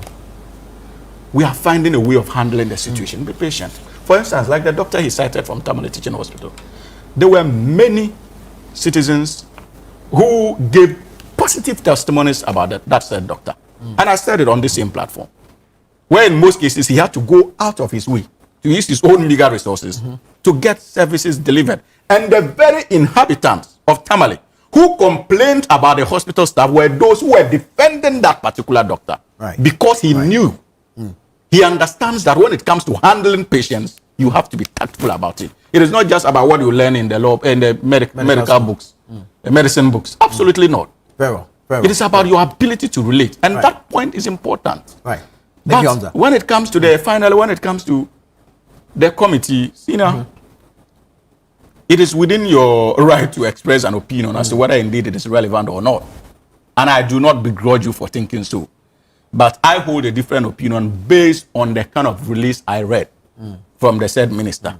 And so that gives me some comfort, because initially I also had your concerns. I was like, this is a straightforward issue. We shouldn't be setting up a committee until I read the full detail of what he intended to do. And I was like, okay, maybe this is convincing. And so let us support it. Because for me, I'm looking at an opportunity for us to take advantage of the system to get certain things at the Rich Hospital right. That was where when my mom was sick, that's where we took her to. And they did an excellent job. And I keep asking myself, possibly because we were politically exposed. So the kind of attention that was given to her was different. I may not be able to speak when it comes to the ordinary Ghanaian as to whether indeed they also got similar treatment from the rich hospital. Because yesterday, when I saw the news, that was what came to mind. I was like, but this hospital, the professionals there, they did a professional job when my mom was there. And they would walk in at specific times to check on her, engage her in conversations. But then again, it then dawned on me, well, you people are politically exposed persons. Yeah. So possibly that was why they did that. And they didn't do that this didn't happen under President Mahama as president. It happened under President Akufo-Addo as president, undoubtedly. So I'm kind of familiar with the culture there. But then again, maybe because of my political exposure. Very well. Doc, final take on this. There's a distinction between my submission, clearly. I enumerated the health system building pillars, and I went ahead to state why WHO added community mobilization and research to ours as Africa. I mean, knowing our terrain, who we are, and how we are, our sense of community. That is to say that we recognize especially who we are. And having said here that the health professional, the doctor, midwife, or nurse, is not obliged to communicate with a patient's relative. That's not what I said. Is it part of your training? I said when you need information, for example, on my facility, or how things are done in my facility, I should channel you through the right process. But when it comes to you bringing your relative to me, and it's identified that you are a relative or you are the primary caregiver responsible for the person, I owe you some explanation. What I do not owe you is to tell you what is wrong with my client. Because patient confidentiality. Yeah. A person could be your child.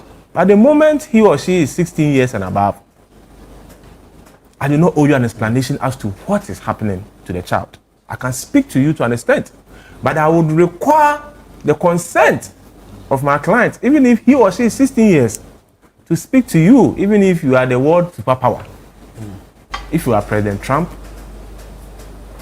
the world most powerful person, Putin, or Putin, the world most powerful person, and you bring your child to me, and he or she is 16, you can ask me all the questions in the world. It's not about who you are. You're under no obligation to divulge any information pertinent to my patient to you. I can engage you. Yeah. And I even revisited the definition of antenatal to you. Yeah. That it goes beyond having a healthy child. It goes beyond having a healthy mother, but it includes having a happy family. So we understand the aspect of our families and loved ones in our work. Right. But when I'm faced with an emergency, do you want me to leave my client to come and explain things to you when it's an emergency? Priority then. My priority then will be my patient. That's what I mean. Yeah. That's what I'm trying to say. I'm not trying to say that doctors don't owe you explanation, we won't speak to you. No, exactly. That's not what I said. Perhaps my brother did not understand the tangent I went, which is okay. But at the time of emergency, we throw certain things aside. There are protocols you deal with.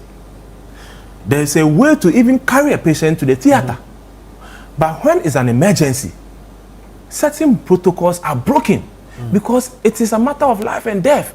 If it's an elective surgery, Tufo has some ganglion, a swelling on the wrist, and I need to remove it. I need to follow the protocols to the latter. But Tufo comes hemorrhaging, unconscious. I tell him to go and follow protocol.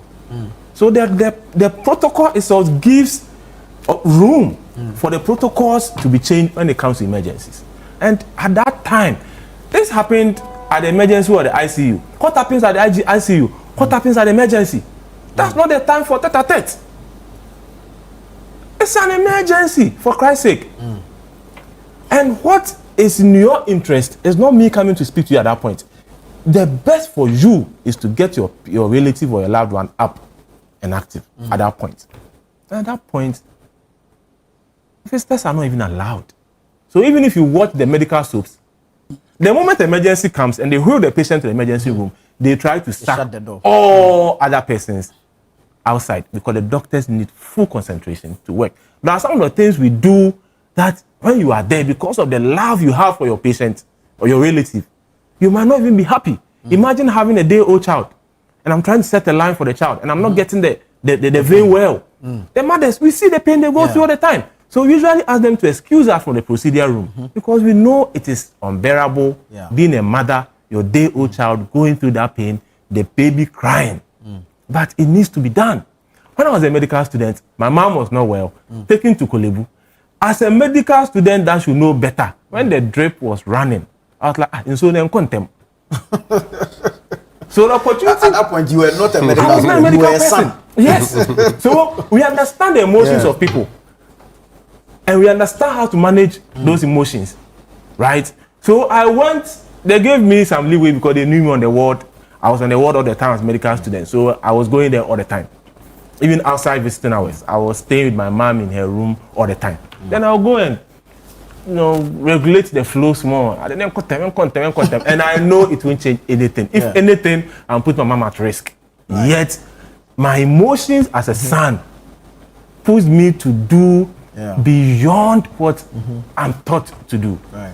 And in most cases, the patients come, their relatives are wild frustrated. When you have the patient, you speak to them. There was a man I spoke to on the ward, speaking to the nurses anyhow, cursing them, raining insults on them. I left theater, came to speak to him. I was like, doc, no, I'm my hoto. Your friend said me old woman yari. So people also carry issues from their house. External frustrations, even to the hospital. So what is happening at that point in time in the hospital becomes a trigger and an add-on to issues they are carrying from home. Right. And doctors are managing issues beyond what are presented to them because we understand health not just to be the mere absence of disease, but your mental state as well. So we are managing patients and we are managing relatives who are not even on our list as patients. They are not our clients. That is what we do. Very well. We speak to patients, relatives a lot, but we need to understand certain things to make the work easier for both of us. That's what I'm trying to say. Just to emphasize quickly, you see, my attention has just been drawn to the fact that this said gentleman was the very person who not long ago assaulted one member of parliament from the minority side. Yes, Tika. Yes, Tika. And I saw the video where the gentleman, even after he was granted bail, went to apologize to Tika. I think that his activities are becoming unacceptable. I agree with you. Whoever is encouraging that behavior, we must put an end to that action. This is unacceptable, irrespective of his political leanings, because this is not why we are given the mandate. If it is that, he's using his association with the NDC that is in government to engage in many of these things, then someone must stand up and stop that act, because it is going to give the government a bad name. It is unacceptable. I agree. Clearly unacceptable. It has to be stopped. And our security agencies must begin to monitor his operations. This is unacceptable because it is his actions clearly unacceptable. Very well. Unacceptable. And I don't know why we treat such people with kid gloves. That is a public space. Even if you need to go and do from him, I assume that you need some kind of permission to go in there. Clearly, at the emergencies display. Yes. One medical record should be out. And watching the videos, So- I was really so you see- patients whose you see the faces were patients. being exposed. Yes. And an elderly woman was in the arms of some. For Christ's No. sake. I wanted the public to know about my mom's What if at condition. that point in time, National patients were even security naked? must be interested in the activities of this gentleman. They must be interested in the activities of this said gentleman. Very Or well. else, if we are not careful as a republic, what is coming next from his quarters, we may not be able to survive it. Not to cut Right. my brother Hamza. Briefly. But people's medical records are so private Yeah. that if Hamza is a colleague doctor and I need to even make sure that my diagnosis is right, so we do a lot of consultations amongst ourselves in the interest of our patients.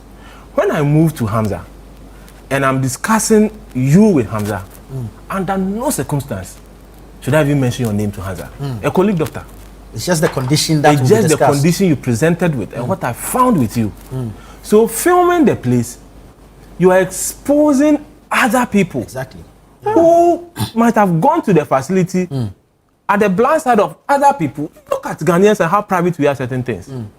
And if at that material point in time people were naked, and it's something we see a lot on the wards, nurses were doing what we call bed bath, patients that are immobile, and nurses need to go and clean them up, wash them up in bed, and these things were filmed.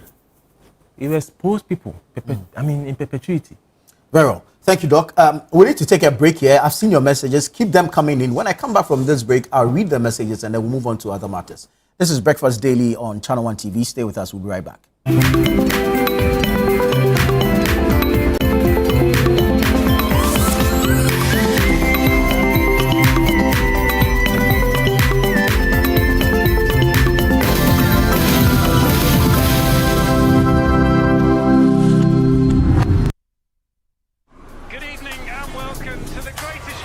This is a people's game.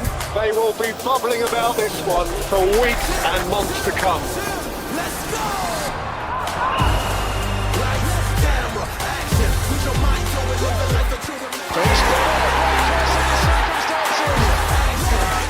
It's on Super Sports all season long. Pay your subscription today. Dial *759#. Available on DSTV and GoTV. Life can get hectic. And sometimes we forget to prioritize our well-being. That's where Verno Mineral Water steps in. A refreshing solution packed with essential minerals, Verno Mineral Water keeps you hydrated and balanced. Whether you're at home or work, Verno Mineral Water is there to keep you going. Don't let a busy schedule hinder your health. Make Verno Mineral Water a part of your daily routine. Share the love with Verno Mineral Water, the choice for a healthy, vibrant you. This advert is FDA approved. This August, get ready for an unforgettable night of worship and celebration as Perez Music presents Glorified, dubbed His Love and Kindness. Ministering live, Perez Music, alongside the legendary Daughters of Glorious Jesus. Also ministering Joyful Way Incorporated, Minister Gabi Akwe and Edom Evangelist. Join us on Sunday, the 31st of August, 2025 at 4 p.m. sharp at the Victory Bible Church, Awoshi Dominion Sanctuary for an evening of powerful ministry and praise. It's absolutely free. But if you would like to support this ministry, you can do so by purchasing our special event merchandise or call 0557 116 607. That is 0557 116 607. Let's come together and raise a sound of gratitude for God's love and kindness. It's going to be nothing short of heaven on earth. This event is proudly sponsored by Eddie's Pizza and powered by Rima City of Worship. Media partner CTFM and Channel 1 TV. You've seen nothing yet. This Big Brother Naija Season 10. It's 10 times the drama, 10 times the rivalry, and 10 times the game. This is certified. No zero, no minus. Big Brother Naija Season 10. Showing 24/7 on DSTV and on GoTV. Gold sponsor, Guinness.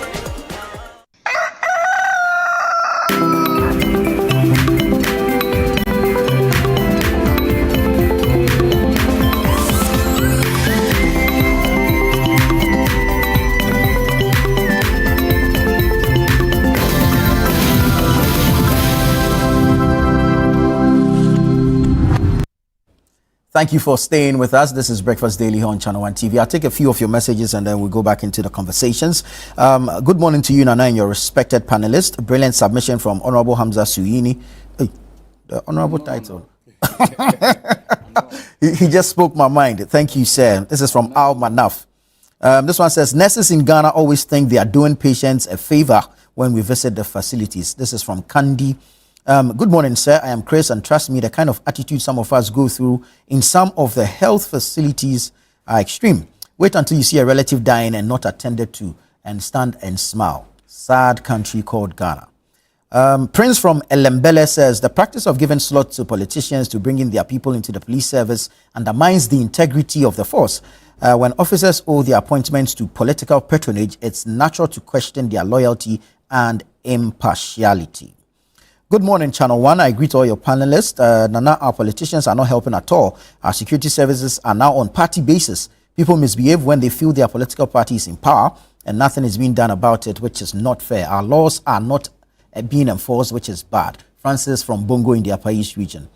Good morning, Frida. Faith from Ofanko. Rich hospitals should be checked properly. I quite remember when my mother was sick, we were there. Things we saw, patients were vomiting and nurses were on their phones chatting. The only thing they know is to tell you to go to the pharmacy and get drugs. All right. This one says... Patient is no, but we get a lot of messages on that. No, that's an allegation. And that's the point I was making. That is why the GMA must be interested in at least do some competition amongst even their what's the name, the hospitals that they preside over. Yeah, get them do a research at Reach at 37 about responses, what the public think about what they think about the services there. Exactly. You can use that to inform your training and engagement going forward. Right. It's important. This shouldn't be done by government. Good morning, Nana. We don't support any such act at any medical facility. But can I ask a question? I'm not mixing the two. Health service. Can our nurses stop doing TikTok once on duty, especially while wearing uniform? Can we criminalize that act? It's the younger generation, eh? Well, but then it's the same lecturers and teachers. Remember Moises issue and all those things. Yeah. I mean, it was so wrong. It's wrong.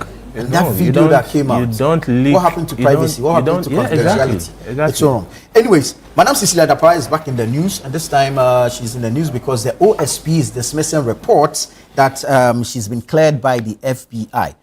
This matter has been quiet for a while, and brings me to a deep sense of worry that we don't follow through cases. We don't see an end to cases. We hear an investigation has commenced, but that's it. Years on years, and we don't see any conclusion. What actually contained the FBI report? Because there seem to be two contradicting views.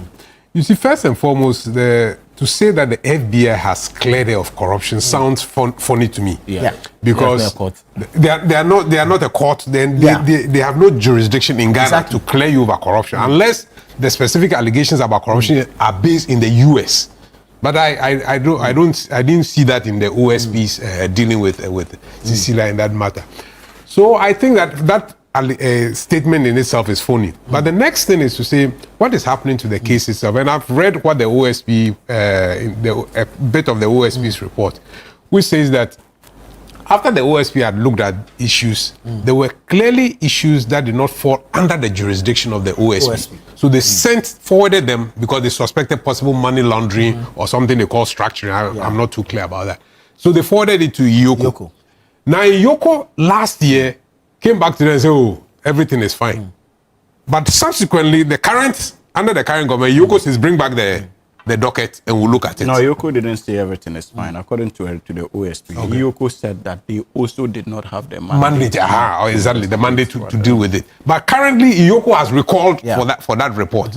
So the question we're asking again is, if there's a clear suspicion about money laundering, how do we deal with it in this? Are there no laws in this country to deal with it? There's anti-money laundering. Exactly. So how do we account for that? And you see, one other thing that we neglect, and I find it very interesting, is that this MP, Ofori, he was an MPP MP in Sikuma something. But he made a certain statement. He said, look, when you are looking at crime, somebody has money that he cannot explain. Then the next thing is to look at how much tax has the person paid. Because if you have a certain amount of wealth, it simply also translates that you must be paying a certain amount of tax. Right. So if Cecilia Dapara says, I have this amount of money, it belongs to me and my husband. Right. The next question we should be going through is, How much tax have you tax have you paid through the years to have acquired this amount of money? You see, so for me, our investigations are either not thorough or intentionally not being thorough. These are the questions. Because look, under Professor Mills, as a tax expert, when this Woyome issue came up, it was one of the issues I expected to happen. Nobody questioned issues about tax. When the people said they received money from Woyome, and that Woyome said they should go and buy land, they should go and do all this, we never investigated all those things. When the prosecutor's wife had received money into her account, and we left that matter like that until the bar council itself decided to disbar the gentleman. I mean, I felt that under those circumstances, the first question is that what business is your wife doing with Woyome? Where are the taxes that have been paid? And lock the wife up, and then we'll see what the prosecutor does. We are either intentionally not being thorough, or we are simply just patting each other on the back because we are political allies. So you go, look, don't worry, let's pass you through. And then another one comes, commits crime, and then we move on. So for me, we have laws, we have institutions to deal with them, but either we are deliberately letting people off the hook, or we are not thorough enough. Right. So we need to look at this issue seriously and get it out of the way. Again, I say this, and I want to remind the NDC. The lady who was convicted under the Sedina Tamakulu, she's still out there. What are we doing about it? You see, when we come into office and we say we are going to deal with corruption, let us be sincere about it and let us ensure that we follow through with issues. Because she's already been found guilty. She's out there somewhere. We are not looking for her. Right. We haven't made any announcement in all this. Look, we have somebody who is already been found guilty, and we are bringing her back to serve a jail term. We need to show that we are honest about dealing with corruption in this country. Hamza. See, and starting from where you just ended, you have raised this issue of Sedina Tamakulu before, and I remember telling you on this very network that when it comes to the issue of Sedina Tamakulu, it is inappropriate for you to conclude that this government is not looking for him. Her. I say so because she was incarcerated under the previous regime. They announced that she was nowhere to be found, and they were looking for her. So let us assume without admitting that indeed the NDC is not interested in finding her. Are you by that logic saying that the previous government that she is not a member of was equally not interested in finding her? So why didn't they find her? The same institutions are still at work. If you have any information as to her whereabouts, nothing prevents you from making that information available. If you make the information available and we are unable to act, then you can proceed to say that this government is complicit and is unwilling to carry through that court order or sentence. The OSP has been looking for Furiata to answer questions. I'm going there. I'm going there. I'm going there. I'm going there. So you should be able to find her. No, but that's the point I'm making. That's the point I'm making. So the previous government, didn't they put her on Interpol list? You think she's not on the list already? So tell us. No, but I want to know. That's why I'm asking you, because we did not declare. Access to government. I don't work for government. I'm just telling you. I don't work for government. Exactly. But I don't work for government. There's a difference between governance and that of the political party. And I'm telling you that the yardstick you are using to say that this government is complicit is unfair, because it didn't start with this government. The previous regime did the incarceration. If you have information that shows that this government is lackadaisical, they know her whereabouts, and they are unwilling to act, I can guarantee you on this show that I, Hamza Sohini, will be part of a call to ensure that this government is accountable by bringing her home. That I can assure you. I will shy away. But let us not create the impression that because she has not yet been found, that means this government is complicit. Does it mean that the MPP government was complicit or was not interested in finding her as well? Why didn't they find her? Again, we are dealing with the Office of the Special Prosecutor that was instituted under the previous regime. The current occupant of that office was appointed by that regime. Not so. Today, it is that same OSP who is looking for Ken Oforiatta. Have you heard any appointee of government or President Mahama, have you heard us say anything about her whereabouts. Whether we, because it is not for us, we feel like the state institutions should work. Should do their work. Right. But the OSP is even unable to bring him home. Don't you think that government is interested in supporting the OSP to bring him home? So why is he not home? Are you by that stretch also suggesting that government is complicit and unwilling to bring Ken Ofori-Atta to face trial? So Absolutely not. What commitment do you want to show? Communication. But that is what we are doing now. You have communicated the status of the case to us. Which case? Sedina Tamaklo. About the government communicated. Government is on continuum. The government communicated the state. Communicated. That what? Sedina Tamaklo, what's happening? Sometimes you don't know that public announcements can compromise your own investigations into the whereabouts of people. So GMA should also not be doing that. No, I'm saying that sometimes you don't know the public communications. But I'm not saying that GMA should come and give us a public overview. I'll make that point to him. You know, as a matter of fact, that when it comes to security operations, it is different from medicine. You know, and how you handle information is very sensitive. What is security about this? Oh, so you don't know? You announce. Senior Comrade, don't do this. No, sometimes we like to shout things. No. You see. There's a criminal at large. You know, I am one person. Please. You know, I am one person. When you are right, I'll tell you are right. But on this, you are completely wrong. Completely. I disagree with you as well. We are dealing with security, and because we are dealing with security, doesn't mean that we should hold the speakers and start announcing every aspect of the investigation. Let's look at OSP and Cecilia Dapa. Now, coming back to OSP and Cecilia Dapa, you see, personally, I have had my own issues with this OSP. I was one of those who thought that even the establishment of the office in the first place was needless. I have not been interested in the activities of this special prosecutor, in all honesty, because I have my own concerns, and maybe on another day I'll make that known. But when it comes to the report they issued, especially on Cecilia Dapa, it didn't come as a surprise to me. Because when the news broke, I was very clear in my mind that it is going to be extremely difficult for you to prove a case of corruption, even if these resources were gotten through corrupt means. Trust me. Yeah.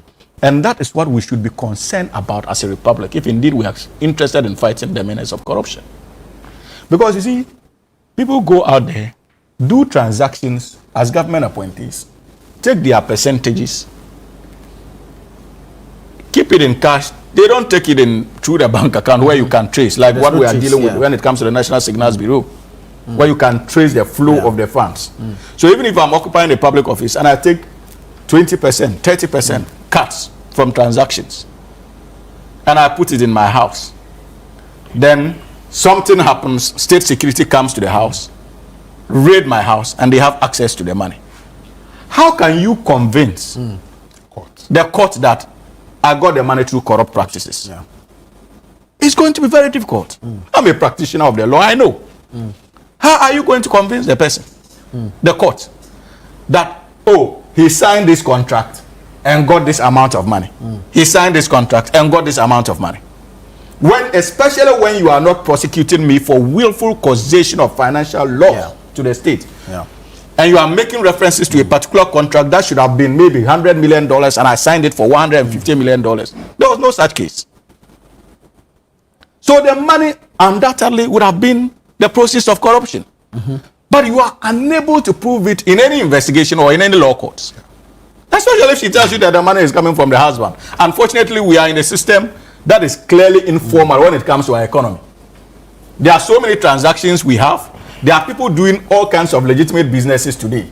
You go to their homes, they can have access to $100,000, $200,000. But in truth, if you tell them to justify how they came about that money, it's going to be difficult. Because our system is clearly informal.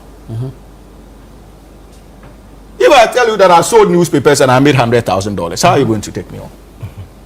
So as a country, we must be interested in finding ways of dealing with issues like this. Unexplained. That is why the OSP is left with no option than to explore the bit of money laundering. And I was clearly disappointed when I heard, even before this government came into office, that IOCO had also indicated that it did not have the mandate to investigate the matter. And that is why for many of us, we felt that it was feeding into the perception that His Excellency President Nana Addo Dankwa Akufo-Addo was doing everything within his power to protect his appointees, and especially Cecilia Dapa. Remember, hitherto the investigations by the OSP, the contents of the letter that President Mahama wrote, President John Nana Addo wrote to Cecilia Dapa in the midst of the investigations were all it was condemnable, and we all condemned it. Mm-hmm. So if tomorrow, the next day, we wake up to the excuse by IOCO that they do not have a mandate to investigate something they clearly have a mandate to investigate, what would be your conclusion?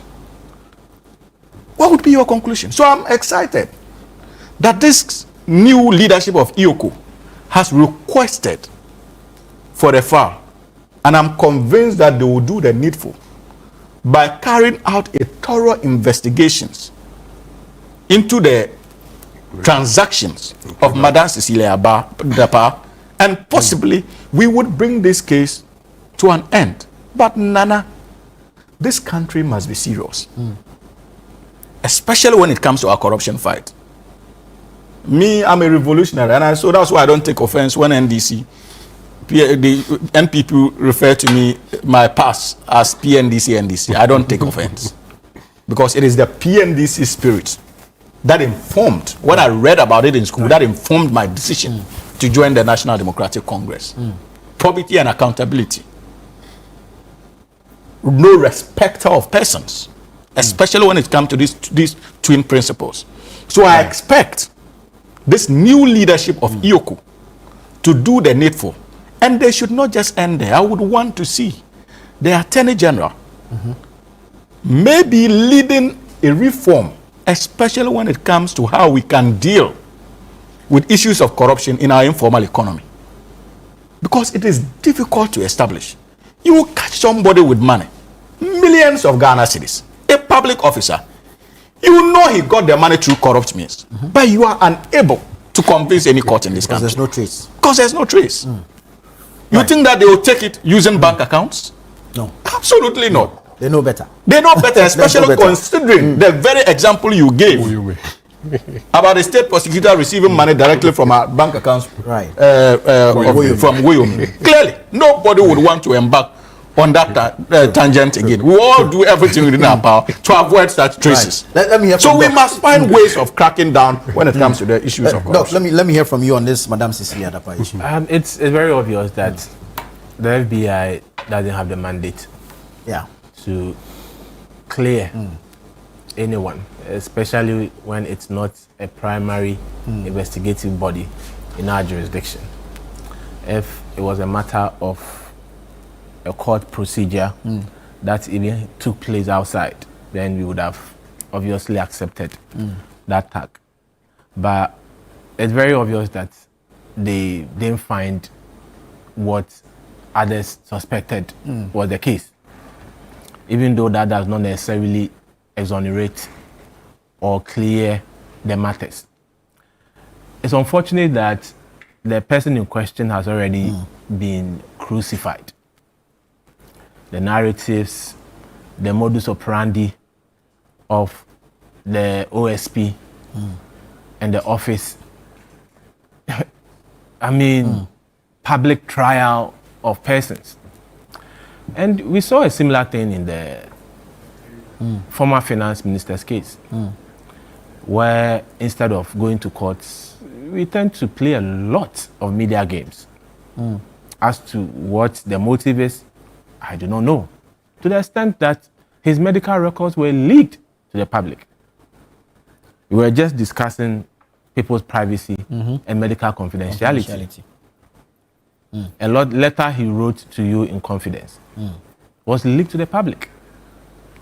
One of the highest forms of injustice that can be meted out to anyone is to tell the whole world what is wrong with you without your approval. And that person had not been convicted to say that you don't have any right under the law, or now you are solely in the hands of the state. So the state decides, or your rights and freedoms are no more applicable. Yet we went ahead to tell the whole world what the former finance minister is suffering from. something that the wife does not even have the right to know, if he says the wife should not know. So it speaks to the modus operandi of the office. And my fellow Kwauman, Mr. Kisejaben, clearly, and he seems to raise people's hopes, and just like how we see goats fight, everything dies down. And then later we hear press conferences, complaining, wailing, here and there. It becomes too messy to even follow the issues. We are too much interested in public trial other than the right channels, using the courts to trial people. And we form narrative depending on what we put out for people to judge others wrongly. The lady is already tried. She's tried already. She's tried already in public. Yeah. Especially leading up to last year's elections. Played into the hands of the opposition and they mailed it. And even in discussing the issues today, Akufo-Addo is not even spared on this platform. Even in discussing the issues today. Right? There's been so much done. There's been so much done. Actions were terrible. So much His done. actions were terrible. In Very terrible. Terrible action for me. In the And you need to accept the fact that his actions were terrible. public space.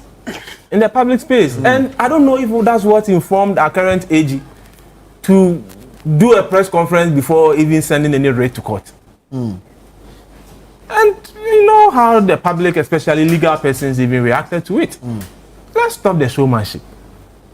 Let's stop the showmanship. Is it not transparency and accountability instead of showmanship? There's we were able to decipher which is transparency, and we are able to decipher which is media act.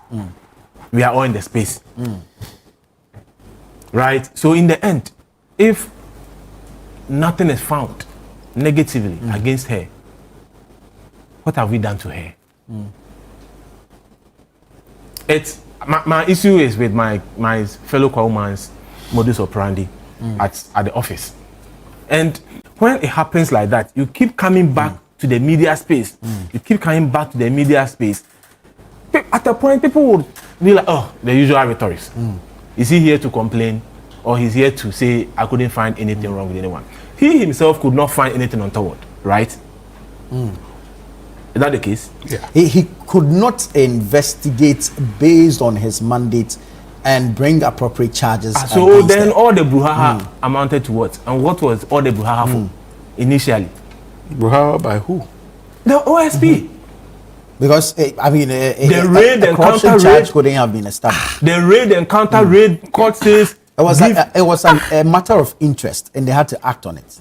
But upon acting on it, the results proved otherwise. We saw a lot of excesses. That's what I'm trying to say. Very well. Very well. The raid and the public display. We've gone here, we found this, we found that. Come on, you are investigating an issue for Christ's sake. Should every step of your investigation be put out in the public domain? And yet you go to court and you don't find any favorable judgment. That's what I'm saying, that when you keep doing that, the next time you mount the platform to speak to the public, are they going to really have confidence in what you are coming to tell them? Very well. Very well. Very well. Ahmed from Nima says the special prosecutor is confusing Ghanaians. Cecilia Dapo and the husband must be apologized to. It was an exercise in futility. And this one says the special prosecutor's office appears to be squandering public funds on unproductive pursuits, and I predict they will be held accountable for causing financial loss to the state before their term ends. Will they change course and deliver results? Is a question Aminu from Nsawam is asking. This one says, hi, good morning, my name is Peter. Hamza is doing a good job. Although I am a member of the MPP, we should not encourage wrongdoing as a country. The lawlessness is coming, or is becoming too much, and it's time to put an end to it now. Gentlemen, thank you so much. Unfortunately, we have to leave it here. I was really hoping we could touch on the matter of the president's trips, but unfortunately, we've run out of time. But thank you so much, Doc. Thank you, Hamza. Thank you, Engineer. Bad Nana. You see, even under a minute. I was disappointed when I realized that it was part of the discussions for today, especially when we have all agreed. When we have all the president. Thank you, Hamza. When we have all agreed that the gentleman lied, Vincent lied, because you are media men. Thank you so much. Done your post checks and you review segment on Breakfast Daily. The show continues after this. Stay with us.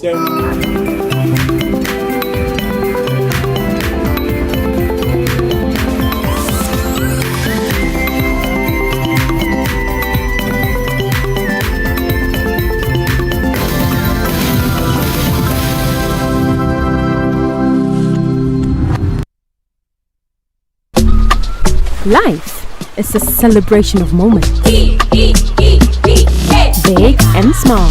The sun is scorching, I'm feeling the heat. With Piva Drink, every moment becomes a refreshing celebration. From the beach to your home, in every corner of your world. Piva Drink at a burst of refreshment. Give me Piva Pop too and tangerine.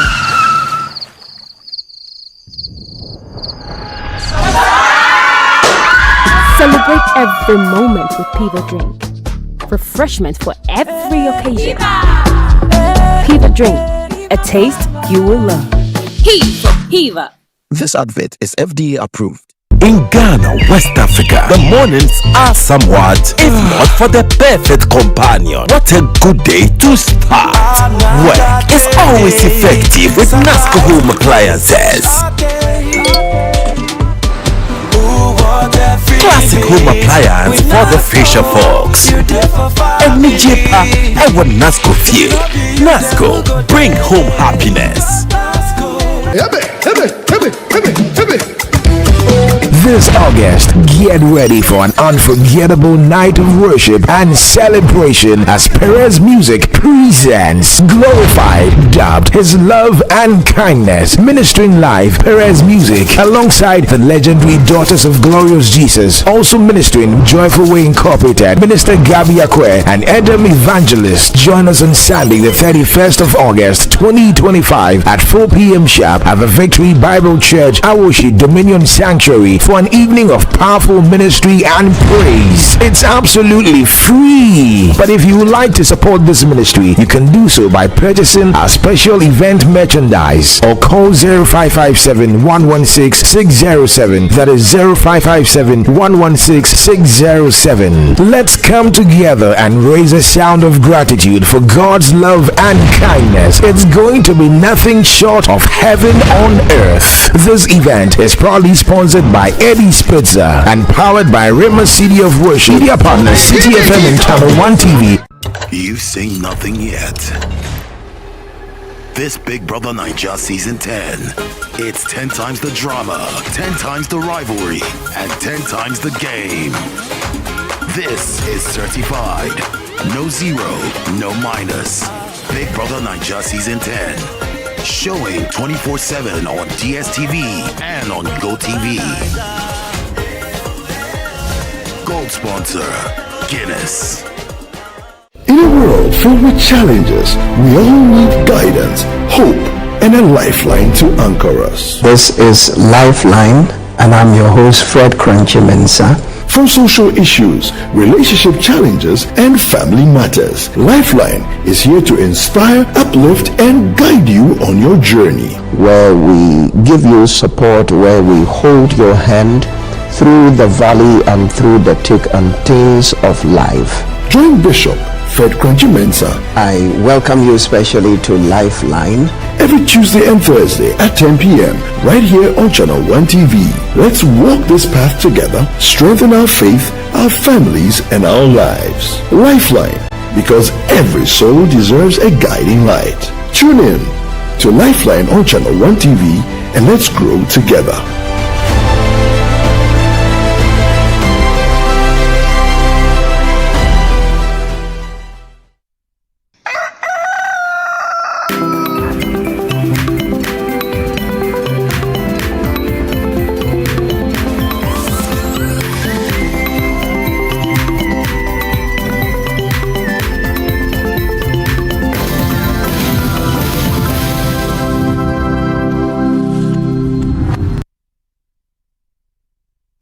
right, good morning, ladies and gentlemen. Once more, you are welcome to Breakfast Daily.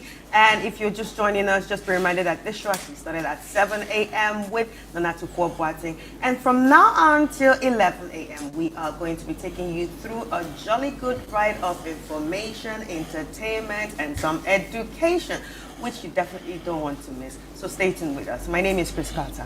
And I'm Philip Nilate, and as we keep saying here, we want to thank the individuals and organizations, parents, wards, and also guardians that made the Literacy Challenge 2025 a success. We can't stop thanking you because if not for you, we wouldn't be successful. This event wouldn't have been that successful. That ended over the weekend. That was Saturday. The final round or the level 3 was done over the weekend, and Adongo, all the way from Tamale, won the grand prize of 10,000 Ghana cedis, the bragging right, and also took away the trophy from Accra to Tamale. It was an interesting one there at the event. I want to say thank you to GB Assessment and Belmo. Next year is going to be bigger and better, so I keep saying that you should be preparing your awards by now. You should be preparing your students by now for the 2026 edition of the Literacy Challenge. All right, and then This Is Ghana exhibition is right in the corner,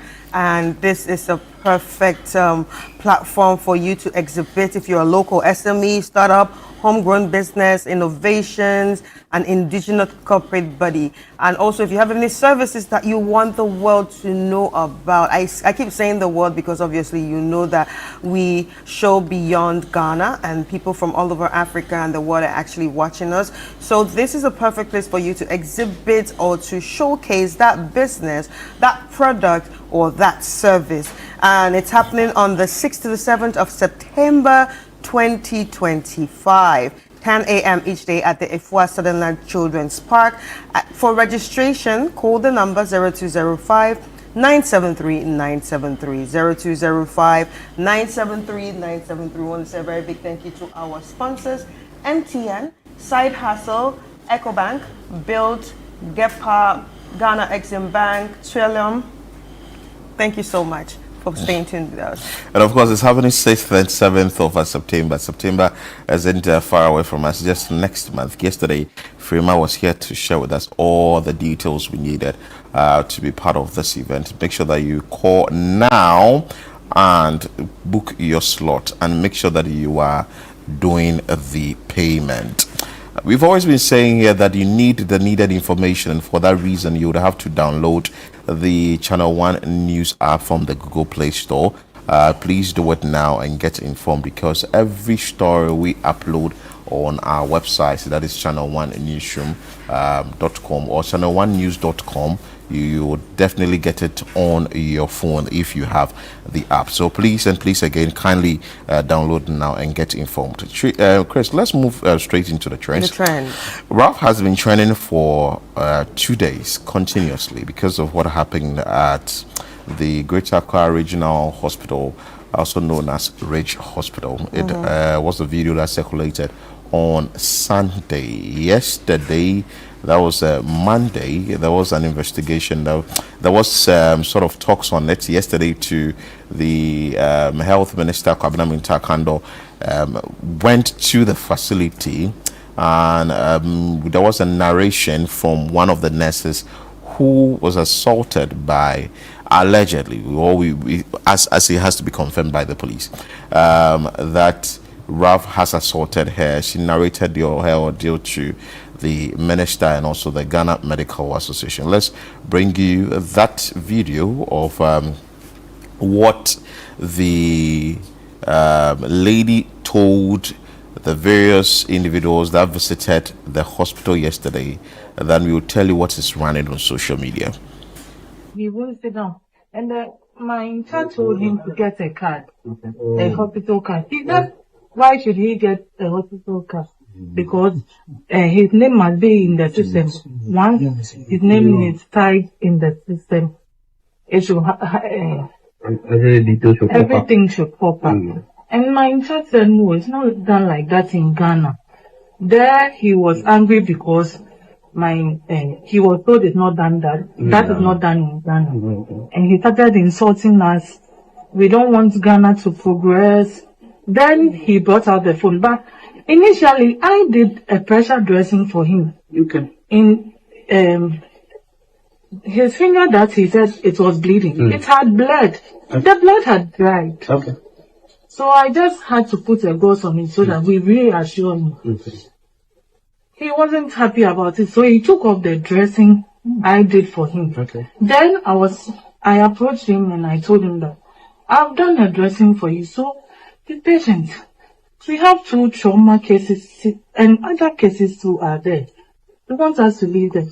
He got angry and he started yes. So he did this to me.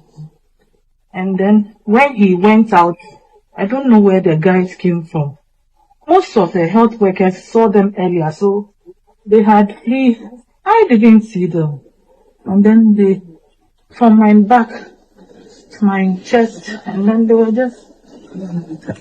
Did they push you? Were you pushed? Or what did they do? What did they do to you? Yes, I was hit.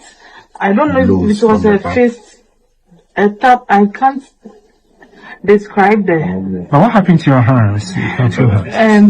Raphael, I don't know, Raph did this to me. He hit me with the phone with the fist. And I even dodged a couple of the fists. They hit me all over. But right now I have a dislocation on my shoulder and some headaches and body pains. Oh, thank you very much. And to add up, he was telling us he will follow us to our homes and beat us. And if take one life and he'll take one life. Actually said that. Yes. But we are happy to hear that. I haven't only done a release. Yesterday I was there personally and interacted with the health workers. One of the reasons why I went there was to reassure them of our commitment and support, to energize them to go back to their work and work. Because I realized that they were down-spirited and they were demoralized. And so I had to quickly go there and then encourage them to do more. To work more and assure them of a thorough investigation into the matter. So after my visit, we have constituted a committee to investigate the matter within a week, and then the law takes its own course.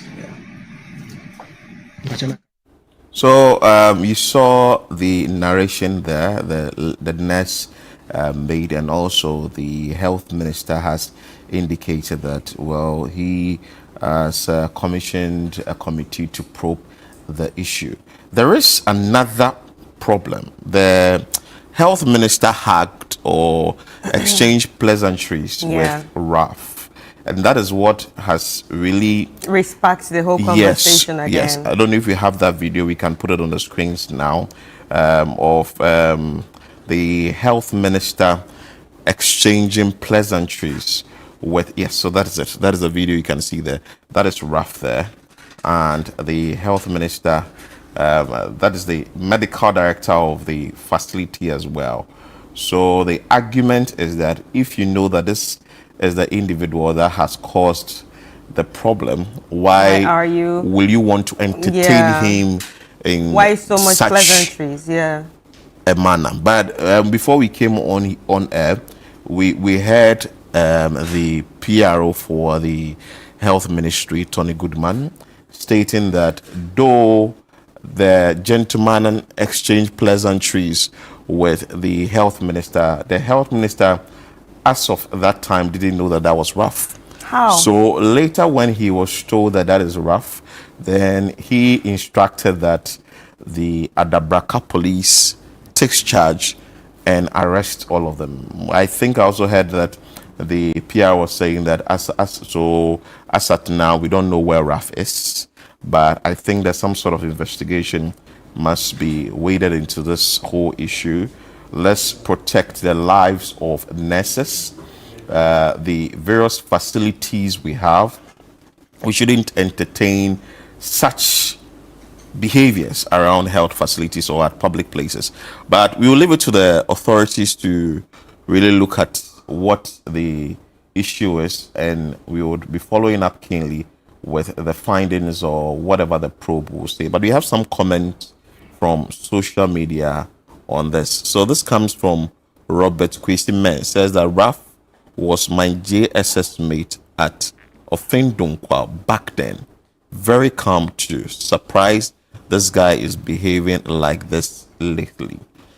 Another one too for Prince Osei says that he must be arrested and prosecuted to serve as a deterrent to others. The done one too from General Buhari says that arrested, and that's a response to the first one.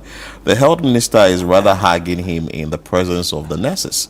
It is sad, and this is my brother. So this one too comes from Kojo says that if Midwives Association have evidence of any assault, he should be reported to the police and charged. No need to drag Mohammed's government into it. Well, yes, and that's another thing I think about. I'm thinking we shouldn't politicize this. Why are we politicizing? We shouldn't politicize. Do you understand? This. Would you say it's the president that sent him to go and misbehave? Question. That doesn't make sense. Like, everything doesn't have to be around politics. It's just bad. If you see bad behavior, call it bad behavior. But the president didn't put that behavior into him to go and do you understand? Is the president his father or his mother? Like, I don't get it. It should not be politicized. See, like the way we had issue when a journalist was attacked by some uniformed men, we condemned it here. The same way we are going to condemn issues if somebody is attacked in the line of duty. It's not appropriate. We shouldn't politicize this issue at all. Let's bring you some more messages on this. This one says that he didn't assault anyone in the video I watched though. But the argument is also that there is a CCTV footage that gives full details of or whatever transpired at the hospital. Maybe the facility will want to make it available to the general public. I think it's important that we watch the So that is what the CCTV. person has also written, that they should retrieve from the CCTV if anyone touched her. Hey, people, we don't know whether she's lying or we don't know whether she's lying, but we know that, yes, her head is hurting, her shoulder has been dislocated, the pain is here and there. Yeah. So that's it for Raf. There's another interesting one. You know, Shatta Wale, Yoko issues, the taking of his Lamborghini. It was the name? Euros or whatever the word is. It's his yellow one, and yesterday the purple one landed because Shatta told us that, you know what, if you've taken this, I'll buy a new one. And yesterday it landed. But Yoko has given his vehicle back to him. So right now Shatta has 2 Lamborghinis. Maybe Shatta, you can bring one so that you can use it to, you can drive on the road small. So that's the new Lamborghini that arrived yesterday or touched down yesterday at the Tema port. And you know, Shatta will definitely post everything and anything. Yes. Well, Chris, your thoughts on this? Congratulations, Shatta. That's just my thoughts. I'd rather keep what I think to myself, but congratulations. You have the rest of them in your mind. In my mind. Okay, you wouldn't want to say congrats, Shatta Wale. And the final one is happy birthday to Samira Baumia, a former second lady of the Republic. Is trending today's her birthday. I want to say a big and happy birthday to you. Anyway, that's what we have by way of trends today. We would want to cross over to, let's bring you the video of the day.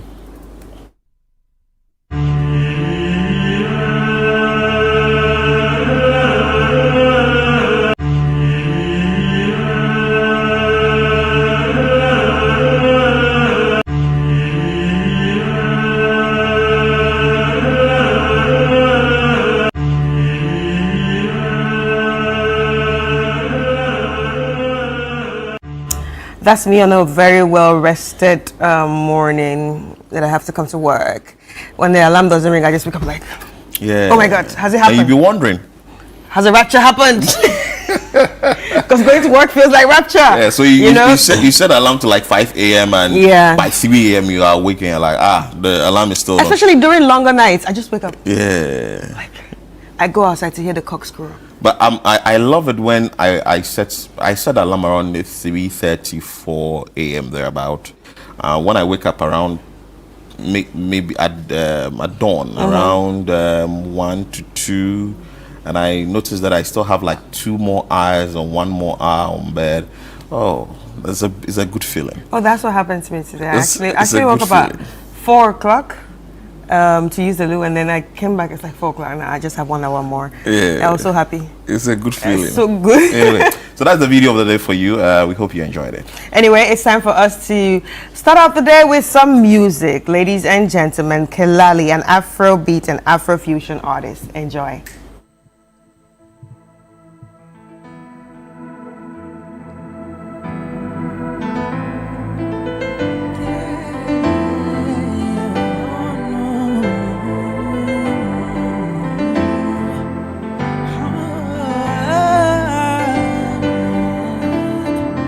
I said I want the whole world and I want more. Bright lights, late nights, and world tours. What the future holds, I guess I don't know. This ain't nothing new to me, I move solo. Come on now, make them know disturb my peace. Leave me be, take your hands off my destiny. What I am, they never see. Let the music come and set me free. Touch my shadow, see my matters fall down 10 times, but I stand tall. Touch my shadow, see my matters fall down 10 times, but I stand tall. Touch my shadow, see my matters fall down 10 times, but I stand tall. Touch my shadow, see my matters fall down 10 times, but I stand tall. Oh, oh, down, down, down, down, down, as I stand tall. Oh no, down, down, down, down, down, as I want more, want more. Down, down, down, as I stand tall. Oh, you can kick me, knock me down, but I'ma stand tall. Giddy, giddy, girl, don't play. Giddy, giddy, giddy, giddy, come my way. Giddy, giddy, giddy, giddy, baby, don't stray me. Say giddy, giddy, giddy, giddy, I need you close to me. Giddy, giddy, girl, don't play. Oh no, would you come my way? Don't stray, no. Don't stray too far away. Don't stray, don't go away. Don't keep your loving from me like a memory stuck inside my. I gotta ask you, what have you done to me? Cause it's not so regular for a young boy to be acting this irregular. Bust my brain, rearrange my medulla. With this baby around, I guess I can't be singular. Real life jagaban. Never want to ever want to see you with another man. Fact of the matter is that nobody better than giving you the rhythm I call straight from the motherland. Oh, I can see that you can see that there is no. Bring my celele, come my welele. Pull up to the party, make we dance and play. Every day, celebrate. Giddy, giddy, giddy, giddy, no delay. Giddy, giddy, girl, don't play. Or would you come my way?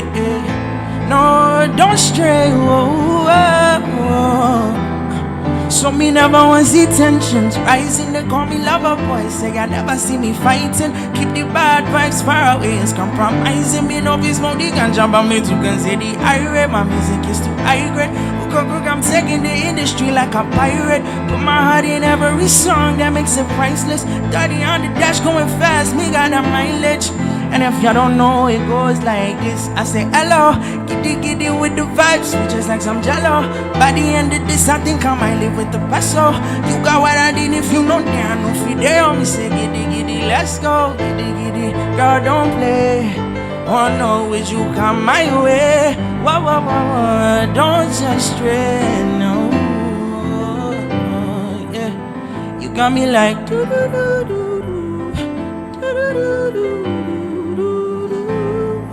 Oh no, oh no, oh no. A very lovely morning to all the beautiful people back at home and watching. If you're seeing me on your screens now, I go by the name Kelali, aka the Lover Boy. These singles you just heard me perform, my very first singles, Stand Tall and Giddy Giddy. The one I'm about to perform right now is Love Doctor, my first official release of the year and my current single. So you can get it now on all streaming platforms. Enjoy. Oh, what you say? Like this, yeah, yeah. You got my temperature rising, heartbeats racing, love I be chasing for days. Oh, I said 40 days, 40 nights. I'm tryna make you my wife. Got my eyes all red, but I'm feeling blue. Oh, you know they waiting I go do. I just they feel the deja vu. It be like you do me, call the love doctor. Oh, make you call the love doctor. Yeah, call the love doctor. Because I don't fall in love again. Call the love doctor. Oh, make you call the love doctor. Yeah, call the love doctor. Because I don't fall in love again. If you be the Panadol, yeah, yeah. Oh, I go be the Tylenol, yeah, yeah. And if you be the alcohol, oh, you go scatter my liver. You go turn me to sinner. Now make I go meet your mama. Baby, make me go reconsider. Cause I know for there without my love, I know it's a do, re, mi, fa, sol, la, ti, do, do. Baby, where you go, me, I go follow. Now make you no leave me solo, no, no. So I said, do, re, mi, fa, sol, la, ti, do, do. Baby, where you go, me, I go follow. Make you never leave me solo, yeah. God, the love doctor. Baby, make it call the love doctor, yeah. Call the love doctor. Because I don't fall in love again. Call the love doctor. Make it call the love doctor, yeah. Call the love doctor. Because I don't fall in love again.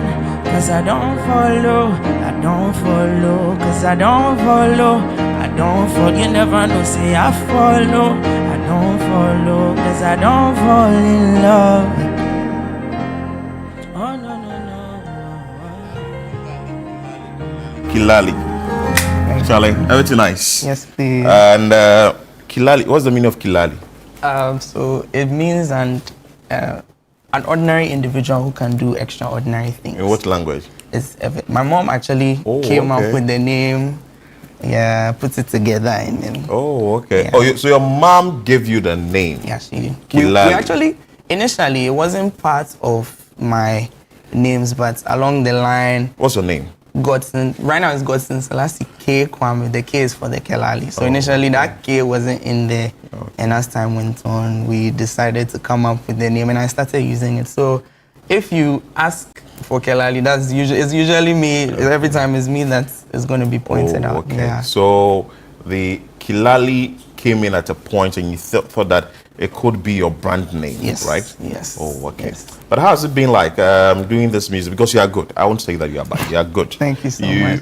I think you are not even an underground artist. No, you are like B-class artist or even getting to A-list artist and all that. But how has it been? For how long have you been doing this? So I would say I've been doing this for 4 years. Officially 2. Professionally, officially 2. What were you doing the first 2 years? So the first 2 years I was in high school, Akosombo International. Okay. That was where I was really prepping myself for this. So I was doing a lot more of like live performances and just honing my craft, getting better with my pen game, writing my lyrics. Oh, you write your own lyrics? Yes, I do write my own lyrics. Yeah, all the songs I perform tonight were all written by me. By yourself? Yes, please. And do you play any of the instruments? No, unfortunately I don't. But I do, so I don't do production, but I do like vocal mixing, engineering, things like that. Yeah, that's my lane. So like some producer work be like that. Yes, anyway. Something like that. So yes. you do covers as well? Oh yes, I've done back in high school. I did a gospel cover to Burna Boy's Ye. Oh, okay. Yeah. Oh, okay. Okay.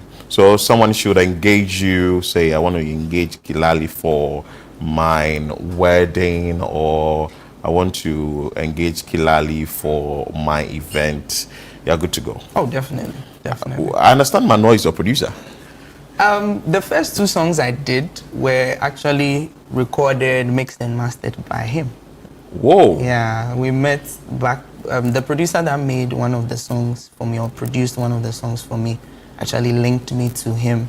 And for that period, he was my sound engineer, my recording engineer. So he handled those 2 songs for me. Wow, yeah. Wow.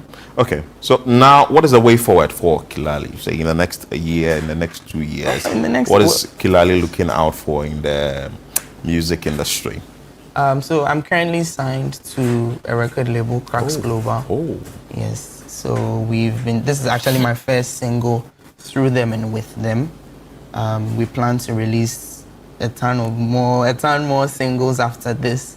But for now, we're just focusing on Love Doctor, pushing it, promoting it. But definitely, when the next song is ready, it will be on my social media. People will see it, and they will definitely. You are taking it nice and slow. But yes, share with the viewers your social media handles. Somebody would want to go and listen a lot more of Kilali on the social media portal and all that. Okay, so if you are looking for me on social media, you can find me as He Is Kelali. That is HEISKELALIE.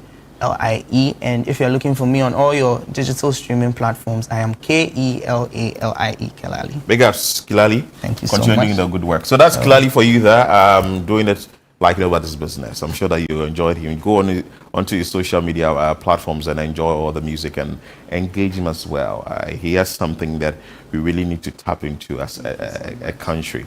Anyway, you're still watching Breakfast Daily here on Channel 1 TV. Back with more.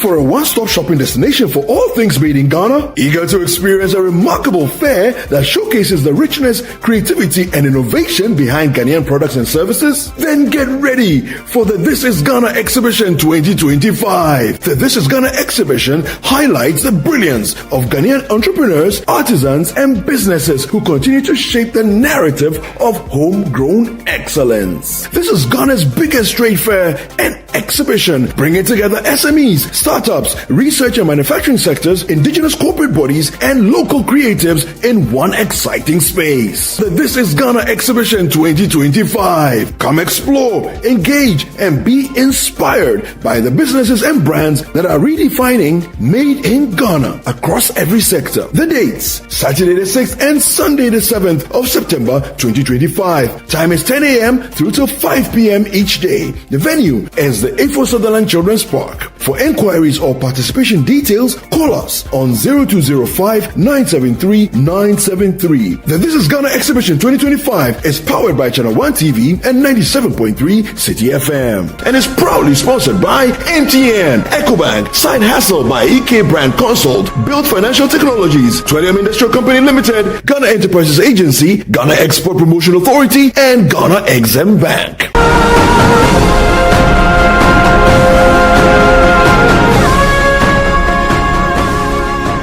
In a world filled with challenges, we all need guidance, hope, and a lifeline to anchor us. This is Lifeline, and I'm your host, Fred Crunchy Mensa. From social issues, relationship challenges, and family matters, Lifeline is here to inspire, uplift, and guide you on your journey. Where we give you support, where we hold your hand through the valley and through the thick and thins of life. Join Bishop Fred Crunchy Mensa. I welcome you especially to Lifeline. Every Tuesday and Thursday at 10 p.m. right here on Channel 1 TV. Let's walk this path together, strengthen our faith, our families, and our lives. Lifeline, because every soul deserves a guiding light. Tune in to Lifeline on Channel 1 TV and let's grow together.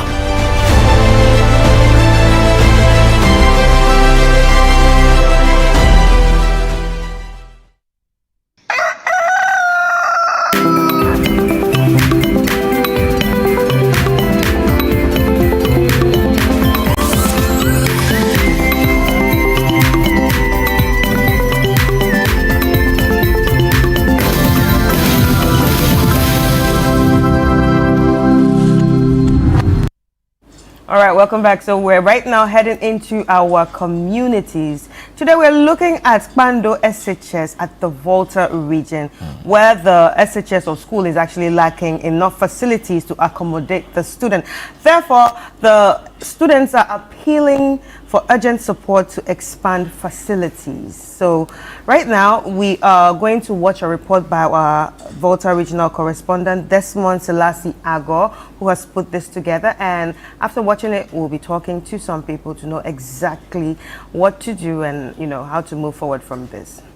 For years, inadequate infrastructure and lack of furniture have remained a pressing challenge at Kpando Senior High School, affecting both academic work and the general well-being of students. Overcrowded classrooms, limited dormitory space, and worn-out facilities have left the school struggling to keep pace with its growing population. The situation has been compounded by a shortage of furniture, forcing many students to study and live under difficult conditions. Students of the school are therefore appealing to government and benevolent organizations for urgent support to ease the burden on the existing facilities. Some students, particularly in the boys' dormitory, are compelled to lay their mattresses on the floor due to the lack of beds. According to them, the situation is taking a toll on their stay in school and requires immediate intervention. Lack of beds in our dormitories, and most students sleep on the floor, and which with that it can lead to outbreak of disease, which people coming back from the bathhouse will walk on the floor, and students will still sleep on the same floor, which infections around can escalate. Inadequate beds, so most of us sleep on the floor, and then bed bags. There are a lot of people choke in the dormitory, and there's a lot of heat. When it comes to the dry season, people suffer bed bags, and the furniture units are not well constructed. The headmaster, Charles Evans Apreku, confirmed in an interview with Channel 1 News that the school urgently needs assistance. We don't have enough classroom furniture and few other logistics for the program.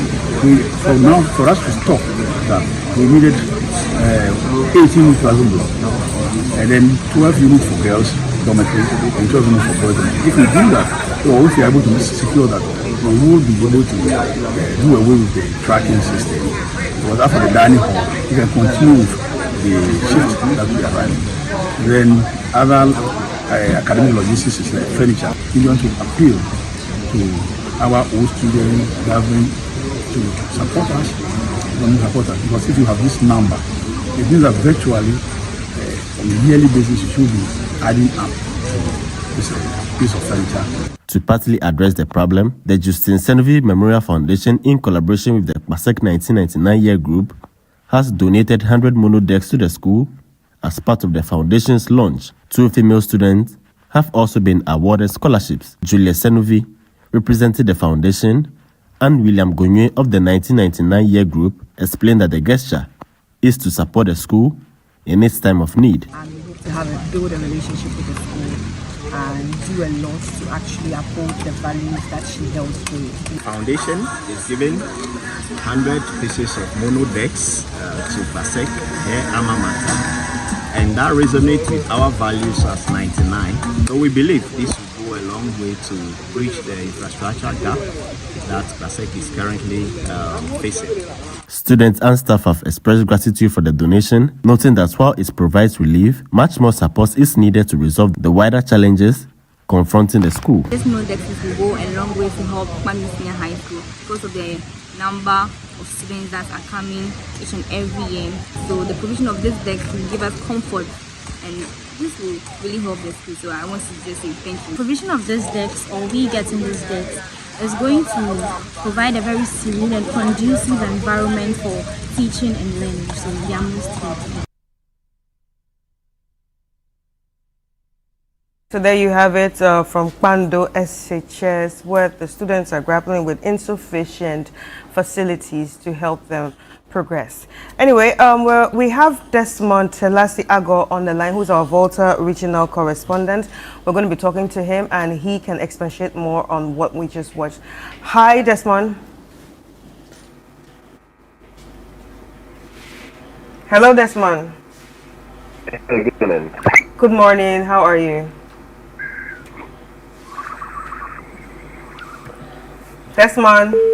Okay, so as we Okay, I think address we lost this Yeah. one's line, I think the line is not good. But I think we've looked at too many senior high schools on this show, appealing for help or trying to get assistance, and I keep asking myself that isn't there anything like an audit that is being done to see if a particular school needs the needed infrastructure or the needed facilities for teaching and learning to go on, and also the fact that maybe it has to now fall on benevolent individuals, it has to fall on old students and all NGOs. that, and the numbers in the school Keep increasing. Right. Anyway, this one is joining us back online so that you help us understand what the demands are from the Ikpando Senior High School concerning infrastructure, facilities, among other things in the school. Desmond, good morning. Good morning, Philip. I trust you're doing well. Yes, please. How about you? When you visited the Pando Senior High School, that's Pasek, right? Yes, that's good. Good. When you visited the senior high school, what were some of the concerns that they raised? Because the focus I saw was like you visited the male dormitory, other places, but what really did you notice behind the camera that we didn't see in your report? All right, thank you, Philip. So Pasek still runs the dual track, and I went to the school. Some students were at home, but despite these students being at home, the population in the school was so huge. When I visited the boys' dormitory, the condition was terrible. Some students have to lay their mattresses on the floor to sleep, and some of the students told me it's unhygienic for them. And in a general sense too, it's true, because some students who go to bath and some are very wet. The floor becomes wet after bathing. Some even bring water into the dormitory. So with all this, the conditions in the dormitory are not safe or conducive for them. Also, there are no fans in some of the dormitories, which means during the daytime or even in the evenings when they are sleeping, there's so much heat in the dormitory, which in the long run will generate some kind of disease in the dormitory.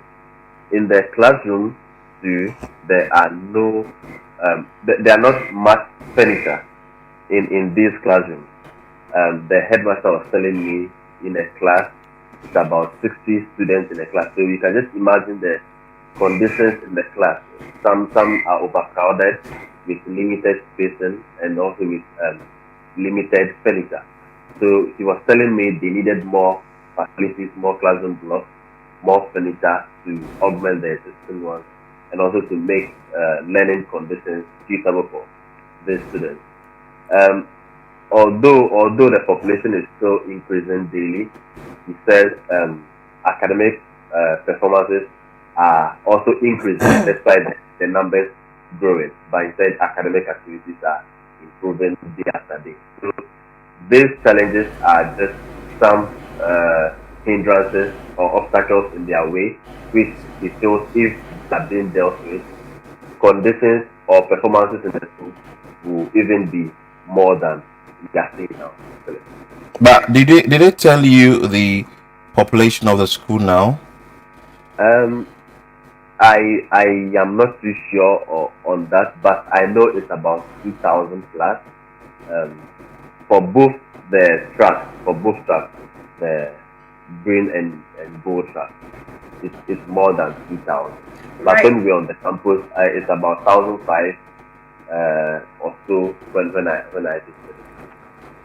All right. So, but do you have an idea when all these needs started? At which point did they realize that they needed more facilities to expand the place and more beds and everything that they are asking for right now?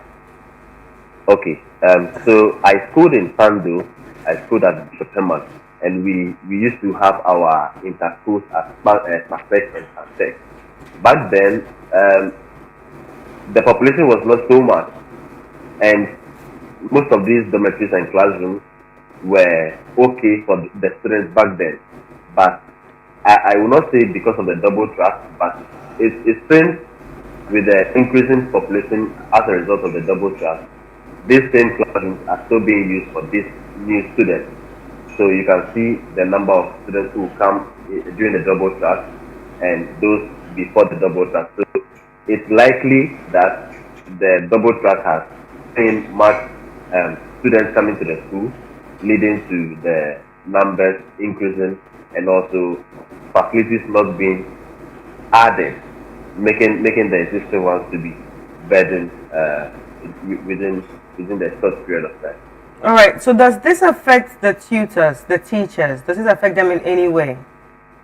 Yes, it does. Because when I visited the school again, you see some of the teachers hanging around, which shows that maybe they might not be having enough staff common rooms in the school to adequately make the teachers comfortable during school hours. I saw one teacher marking at in front of one of the classrooms.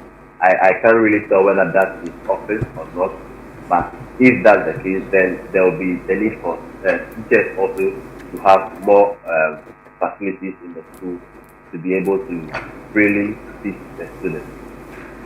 But did you get the impression that the student or the school has received some form of help from the authorities? And if yes, which individuals or which people brought in the needed help, or they've not had anything at all? But we saw the donation of the desk to the school and among other things. But have they received or have they informed the Ghana Education Service, the Ministry of Education, the Directorate? Are they aware of the problem of the school? Yes, Philip, the Directorate is aware.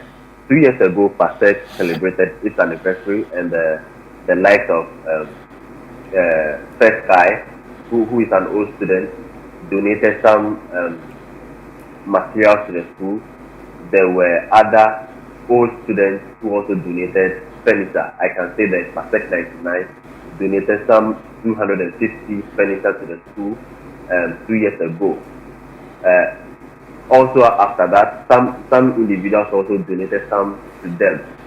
Before what we are seeing now recently, the Synergy Foundation also donating 100 furniture to the school.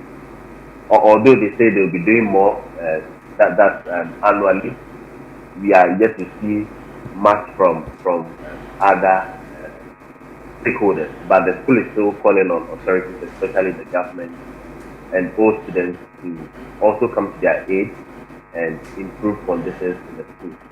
Not just about the furniture, classroom blocks, dormitory facilities are all what the school needs to adequately house both students and teachers in the school. Okay, that's fine. Thank you so much for your time. We'll try and engage the headmaster of the school to also understand the numbers in the school, the population, and look at the fact that the double track is still ongoing in the school, because we understand that the government has stated that the double track system, looking at things, will be scrapped somewhere in the year 2027. Some schools will still have to go on running on a double track system.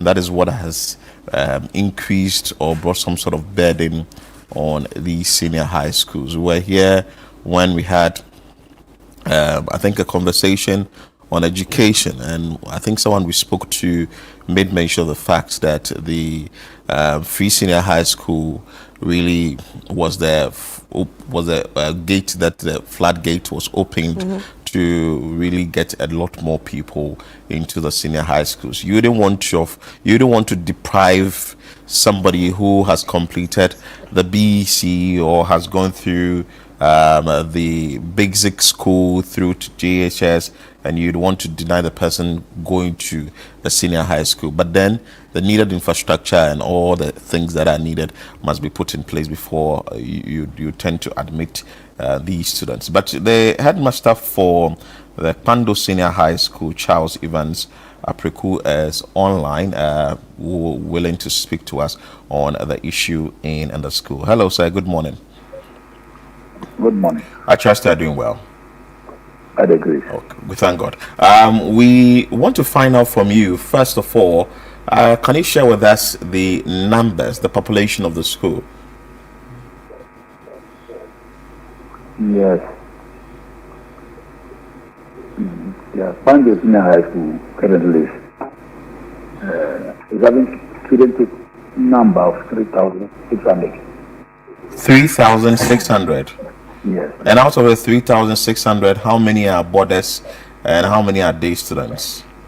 For now, we have less than 300 day students. So it means that there's greater number of boarders. So we can say that more than 2,700 are boarders. Boarders, yes. Wow. But it's a track school. Come again with that? It's a track school. Yeah, double track school. Okay. So if it's a track school, how many come for the first track? We know the green, the yellow, or the gold. How many people come for the first badge, and how many will come for the second badge as well? The government policy at any given time for track schools, you have two groups in the school. So you may have Form 1, Form 3, or Form 1, Form 2, so that one group will be out. Okay, so as it stands now, you are asking for facilities, or you're asking for some sort of assistance. Share with us what really the problem is in the school, for which reason you'd want assistance from benevolent individuals or from the government, sort of paying attention to the school. Thank you, my brother. This issue is not for Pando Senior High School per se, or as a school. It cuts across essentially all schools in Ghana because of the numbers, the growing numbers of students that we have in schools across the country. But let me bring it down to us. The double track schools are to win off the tracking system by 2027, the government arrangement. So we have a template that we give out for my school, that's Pando Senior High School. For now, if we are able to have 12-unit block for girls dormitory, 12 for boys dormitory, and an 18-unit classroom block, we should be able to go off the track system with these numbers that we have in now. Wow. And have you made this known to the... Oh, yes. So the directors is aware? With the coming in of the current government, they came out to take stock of all the needs of all schools across the country, including Pando Senior High School. Oh, wow. So they are aware of this. And they are, I think government is making efforts to make sure that this thing is done within now and 2027. Some schools do complain about computer labs, science labs, places that at least will also enhance teaching and learning. Do you have all that? You have computer labs, you have the science labs, or for you your concern is much about the dormitories and the classrooms? For now, what we have on the ground, our focus will be on the dormitory and then the classroom block. Then we can continue to do with the access until government provides all, because we know that we do all at the time. Wow. And talking about these things that you are asking for, let's look at security in the school. How is the security system in the school like? Are you safe, or there are still things you'd want the various authorities to help you with when it comes to that regard? For safety in the schools, I think for now it's okay, because in fact, government is raising Ghana Police Service that does 24-hour surveillance in our schools around the place. So for security, I don't think that we have much challenge. But with the things you're asking for, the classrooms, the dormitories and all that, have you had assurances from, say, old students, from benevolent organizations coming in to say, oh, Headmaster, you want to access the school, you want to do A, B, C, D for the school and all that? No, I think that virtually every school has an old student grouping, a PTA, that partner government in providing those that they can. Then the government also pick up those that they have to. And so for us, when we have issues and we appeal to our old students, most of the times we cap in quickly to augment what the government has given now. The Honorable Headmaster, you don't have much problem. If your old students move in quickly to come and resolve your issues and all that, then you do not have much problem. Or you think that Oliver Twist will still be asking for more? They are partners. They are partners, so whatever they can, they do it, and whatever is left, we present that one to government as well to help us. So, and what are the things beyond the capabilities of the old students for which you think the government will move in quickly to resolve the school? No, I think that is what I've mentioned, that government came in to look at the infrastructure with the student population now, and we all agree that there's a need for expansion. Okay. So government has assured us that between now and the 2027 that we will be rid of, they will manage to do so much for us. You do not have any store projects on campus as of now, I guess? No, we don't have any store. Well, then, Kwando Senior High School, you're better off. All right. I just wanted to know. Let me use this opportunity to thank Bernard Avule, who was here last Saturday, to present this work from the foundation, the music foundation, to us. Wow. And people like First Sky, look at our the campus, the asphalting on the campus, everything has been done by First Sky. Wow. Right. Yes, and the gate, you see, you show our gates, and you see, by the old students. So that's how we are managing the space being managed. Our old students, the PTAs, collaborating so much with government to provide the little we need. All right. So while you wait for the government to sort you out, like 2027, would you say you're going to depend on the old school association and benevolent people to actually help? Yeah, they quickly come in to help us. At times we don't even ask. They themselves, when they come around, they see things that are needed, and then they say, oh, let's help with this. While government is happening for us.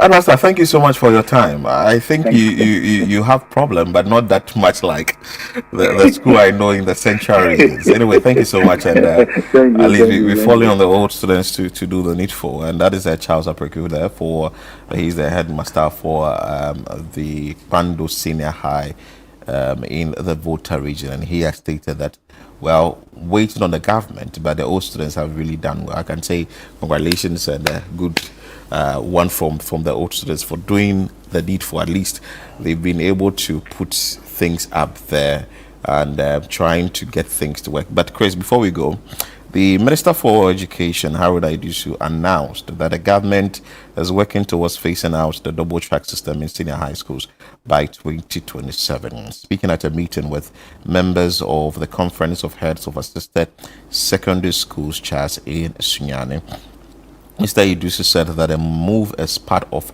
broader reforms aimed at improving secondary education across the country. So it was a quote, I'm quoting from him. He said, "We expect that by the year 2027, the double track system will be a thing of the past," he declared.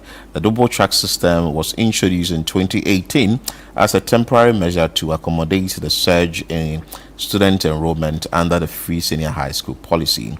While it has helped absorb the increased numbers, it has also attracted criticisms for its impact on academic schedules and student-teacher engagement. To facilitate the transition, the Education Minister disclosed that the government will implement several key initiatives, including revision of curriculum and changes to how Ghana Education Trust Fund is administered. So we'll be looking forward to see how that will be addressed. That is the double track system. But then again, the needed infrastructure is needed, or what we need to really put up there for the children to go through the process easy is needed, because we wouldn't want to now scrap the double track system, then pack students into the hostels like, maybe for want of a better word, like sardines. Yes, and they wouldn't feel comfortable in the dormitories, in the classrooms. The teachers will be burdened and all that. But from what the headmaster indicated from Pando Senior High School, I think that they are doing better. They are okay. They are okay. At least Oliver Twist, they are still asking for more, but they are okay. Yeah. Anyway, we'll take a quick break, and when we come back, we'll be back with more.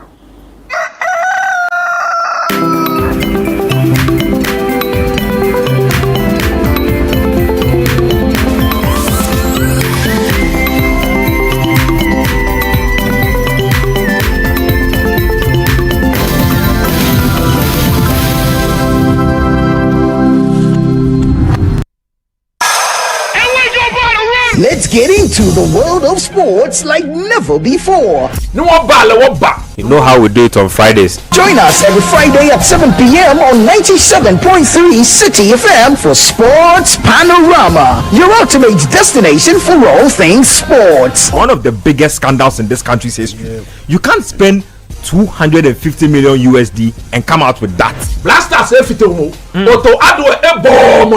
From the thrill of association football to the excitement of basketball, tennis, athletics, and even emerging sports, we cover it all. Whether it's the Premier League or the latest NBA showdown, we bring you the stories behind the stars. Getting an opportunity to become a national team coach, he should understand the politics around football. And don't miss the prayer of the rabbi. Joe Zabal. How Zabal there? Zabal won We're not just about the games, we're about the community. If you are going to be given this kind of treatment, then you need to be that guy. When I look at him play, he is not it. Or when it's time for Don't Call Me. Join the conversation as we connect with fans across the country and beyond. What's the latest updates? Send us your thoughts and we'll feature your comments live on air. And remember, we like to hear your predictions for matches and your thoughts in general. Think you know who's going to win? Let us know. Big shout outs to my YouTube people. Tune in every Friday at 7 p.m. only on 97.3 City FM. Sports Panorama, where sports come alive.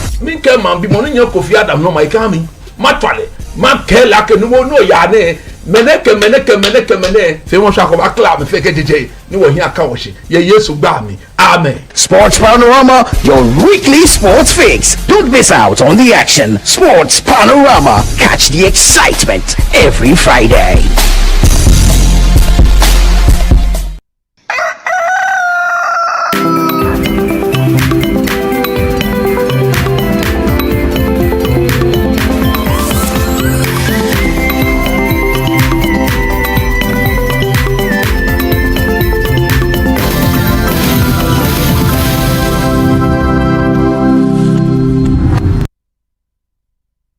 We are grateful that you stay with us here on Breakfast Daily on Channel 1 TV. We are about to talk about something interesting, that is hair press. It's a fellowship from Decan, and there are individuals in studio with us to have conversations around that. Paul Ninston is the founder and executive director for Decan. We welcome there. And also we have Amanda Kate, fellow Hairpress Fellowship Decan. You're welcome, madam. Thank you. I trust so both much. of you are doing well. Yes. But before we start a conversation, please let's whet your appetite. Let's play this video.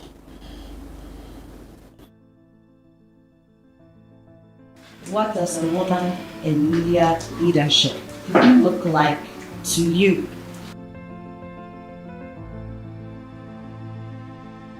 And yes, the imposter syndrome, whether you're in leadership or not, it will come. Sometimes you write a story. Is this story good enough? Can I give it to my editor? Then you start second guessing what you've written. You start second guessing the report that you filed. You start second guessing what you said on air, how you looked. And so because of that, you're asking yourself, should I be a broadcast journalist? Your confidence should not waver. You want to be a leader in your space, in your roles, or at a bigger level.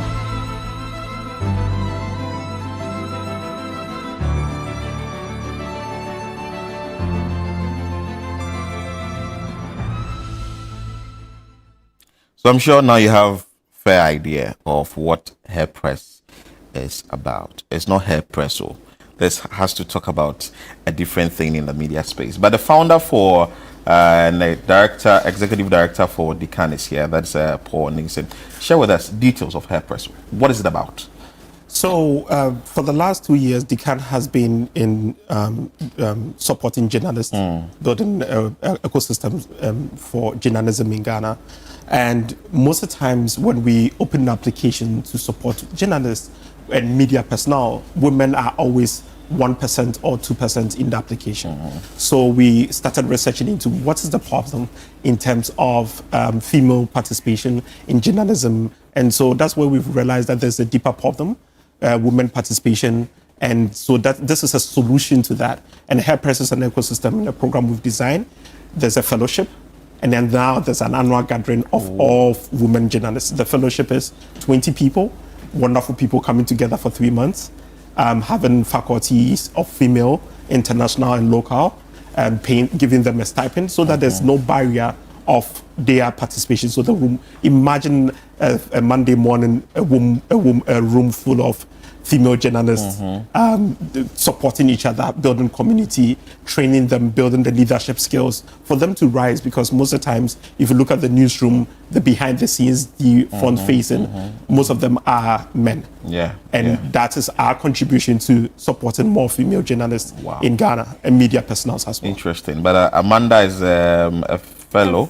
Yes. So I am a beneficiary of the program. Tell us what you learned there and what you've benefited so far. Yes. Personally, this program entirely has been a blessing for me. For me, this year, I was even looking for an opportunity where I can, connect with female journalists who think obviously like me. I mean, people who can help me, people who will give me that confidence that anytime I consider doing a story, there's support for me. And I was also looking for an opportunity where, in as much as we are learning, we are making money and we are having fun. And so this program gave me perfectly that. And now I feel like I have too much support. So I am not afraid of what kind of story I'll do, especially as much as investigative journalism is concerned, because there's so much support. Like, I shelved a story because I felt there was no support, okay? Not because my organization was not ready to help me, but for one way or the other, there was no support. But after Hairpress, I'm confident. But when you say support, is it financial? Is it what is the support in there that support they're helping you? In terms of the availability of resources. I mean, people who know the job, they know how to guide you, like you have proper guidance because investigative journalism is no joke. And you can't just wake up and decide that you want to investigate someone and then you want it to happen in a week, in a day or something. But this fellowship, gave me an open mind, and so for me it's just a great opportunity I don't take lightly at all. Interesting. Paul, Yeah. so do you do it in badges? Yes. So this is annual. Okay. Is we institutionalize it in our institution in the sense of 1, the fellowship. 2, the annual gathering. Good. Right, which is going to happen Saturday. Okay. But we're going to make every year. Then now the next step is we're going to endow it so that it's not restrictive of funding. Right, pay stipend, support, even sometimes also even the newsroom. I understand some of the media agencies do not have the resources. Yeah. Right, so sometimes we will even employ some of the female journalists to be in the newsroom. Okay. Right, we can even advance a column, sponsor a column Good. in the newsroom or a program that is dedicated to women only. Right, that they can share their story. Because my brother, some of the stories are stories meant for women to tell only. Yeah. Right. I was about asking Amanda, what kind of stories is only women who can tell? Stories about, rape, Okay. Stories about abuse, abuse in a form, like in a sense that maybe the woman was deeply involved.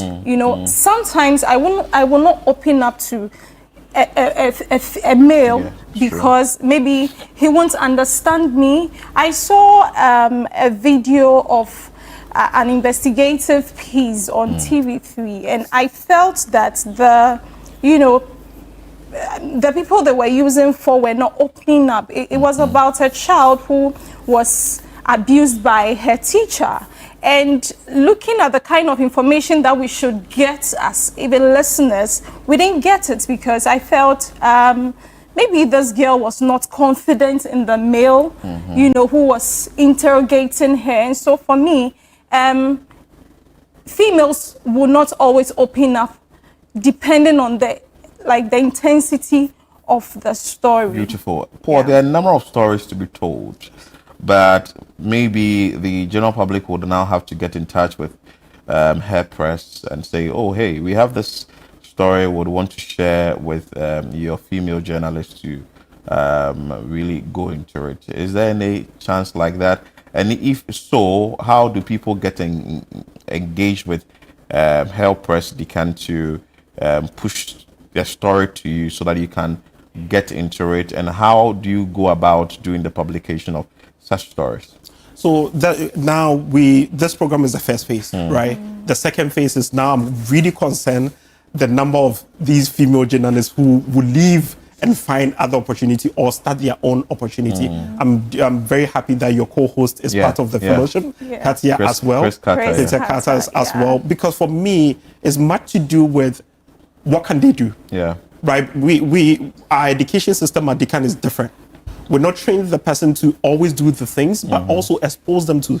I encourage them that if imagine these 20 women come together to start an agency dedicated to women only, right? That means the women's stories will have a channel to sell, right? It's not just even the story itself, policies, right? How many policies in Parliament about women are being shared today?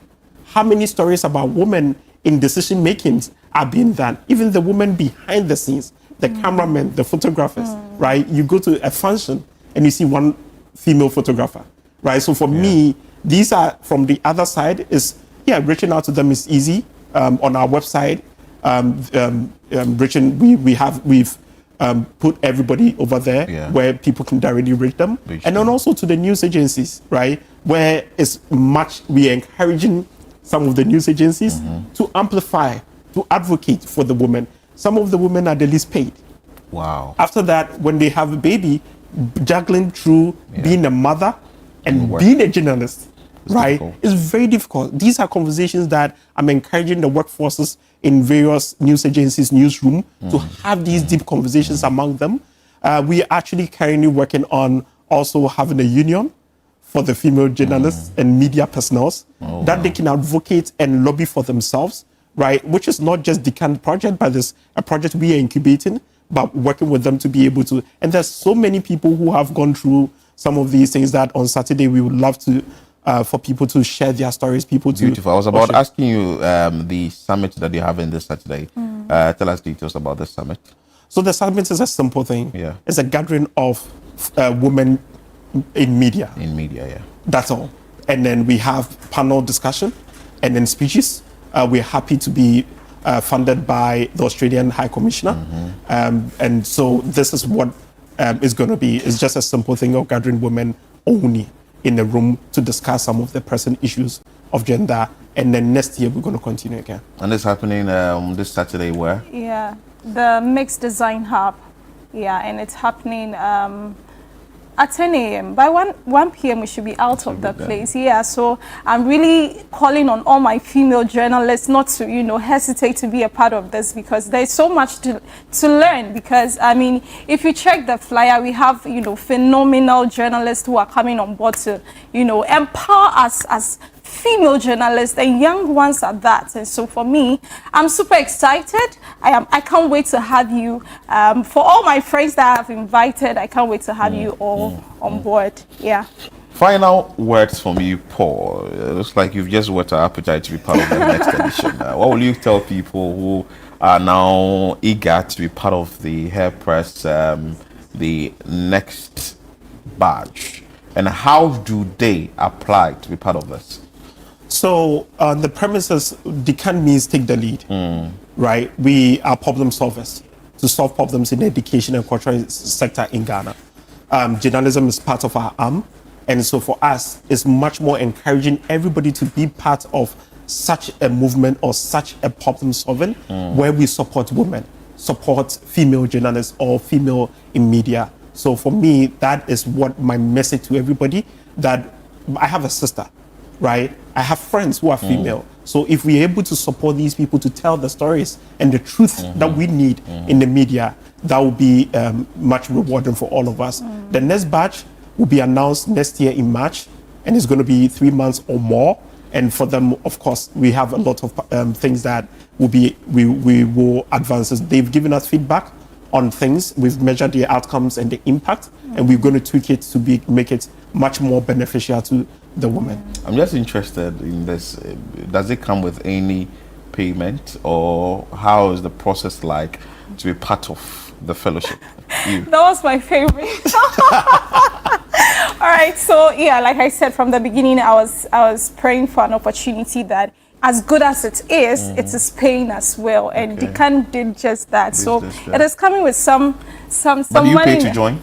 No, you don't pay to join. I was actually surprised when I heard that there are female journalists who just can't take the lead to apply. I don't know, they were just feeling inadequate, even though the opportunity was laid at their doorsteps. And so for me, I want to encourage every young female journalist to take up the opportunity when the forms are out for the next cohort, because it's a great opportunity, and I mean, you'll thank me later. but the summit is free, right? Yeah. Everything is free. And what are some of the things you'll be learning at the summit? The summit is mainly a gathering where these top journalists, we have Gabi from CNN coming from all the way from DC. We have Gifty Bindi Portia of TV3 and Israelai, just to share and have these discussions. For me, even at the end of the day, if we create a community and a room that these important conversations are had, that is all at the end of the day. Wow. When are you organizing He Press? When the Lord speaks. Yes. Anyway, Paul, thank you so much. Paul Nielsen is the founder and executive director for Decan, and Amanda Karte is the fellow and for Hair Press Fellowship Decan. Thank you so much, ladies and gentlemen, for coming and empowering women to do more in that space, that is media space, and also journalists. So, Paul, Amanda, good one there. Let's bring you entertainment highlights of the day. Hello and welcome to Entertainment Highlights on Breakfast Daily. My name is Ni Komete Kome, and this is proudly powered by GhanaWeekend.com. Now let's get into our first highlight. On a more controversial note, MOG Beat have accused Shatta Wale of replacing his producer credit with his own on about 25 tracks, allegedly using them to defraud an international company of millions. Verification shows Shatta's Rain and Wonder Boy albums have been removed from Apple Music. intensifying debate over intellectual property rights in Ghana's music industry. While Shatta Wale has yet to respond, the claims raise serious questions about credit, compensation, and possible legal consequences. You, Shatta Wale, if you don't get problem and your body they itch you just want to have a problem to solve, right? The company, the international company, you scam them millions of dollars, you for sort them out. You then them for go talk. It be them where they will come talk to me later. After you settle everything, they will come meet me. And then them catch you and 2021, if you now can't tell me say the beats where I produce give you and says, or if you Congo beats, it be 500 CDs beats, it be 2 CD beats and says, oh. Insult upon insult. It not the problem. Fast forward 2025, you carry these same beats, these same songs I produce give you, put your name for and say it be produced by Shatta Wale. Now let's still stay on this issue because Shatta Wale has fired back at MOG Beat, calling him ungrateful after the producer alleged he wasn't paid or credited for his work, leading to 2 of Shatta's albums being removed from Apple Music. In a heated post on X, Shatta Wale claimed he paid for MOG's mother's eye surgery and bought him studio equipment in exchange for beats, accusing him of ingratitude. The exchange has sparked a major debate online, with fans weighing in on platforms like Ghana Weekend and X. MOG Beats has yet to respond to Shatta's comeback. Now to our next highlight. Raven, Ghana's emerging talent, has shared that his music roots trace back to the church, where he developed his voice and stagecraft. After 3 years as an independent artist, he secured a deal with Legacy Live Entertainment through a writing camp. Now also under Crux Global, he has released his new EP, Feelings of Raven, showcasing his versatility and storytelling. Yeah, so I've been singing for almost all my life. I used to sing at church, and also... It's nice to know everybody really starts in church. God is doing the work well. I will say that just like football, after you're back from school, there is always a place to go and play football and all, but there is not... We don't have that one place where it's an avenue for music for kids, unless church, where they teach us how to sing, and then you have the platform and the opportunity to sing in front of a congregation. Now to our next highlight. In a rather interesting story, Dennis Apusika, a youth activist, has revealed the severe health struggles he faced during his 785-kilometer walk from Boligatanga to Accra. Originally sparked by a football bet, the trek left him with swollen legs and boils, forcing him to cut back his daily distance. He completed the 27-day journey on August 17 at the Black Star Square, turning the challenge into a campaign for better sports infrastructure and tourism in the Upper East region. I was supposed to go to Yendi, but I got to Sang very late, and when I got to my room, like it was late, so I had to find somewhere to sleep. So when I got to Sang community, and it was night, almost 8 p.m. around that side, and I was like, I cried when I sat on maybe my resting room bed. Why? I cried because my leg has already swollen, and I'm not coming from the sports background, so I couldn't understand what is happening to me. Now to our next highlight. Burna Boy has set a new milestone as the first African artist to appear on the Billboard Hot 100 for 5 consecutive years, from 2021 to 2025.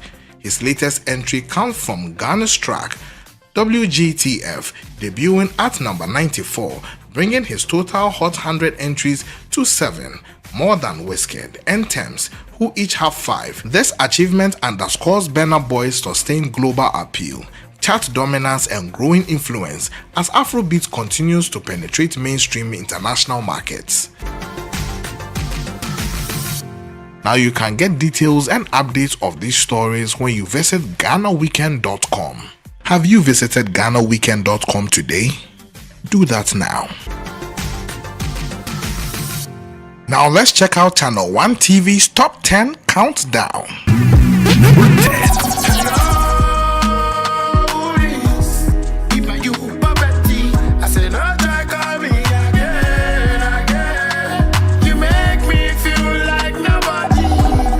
Number 9.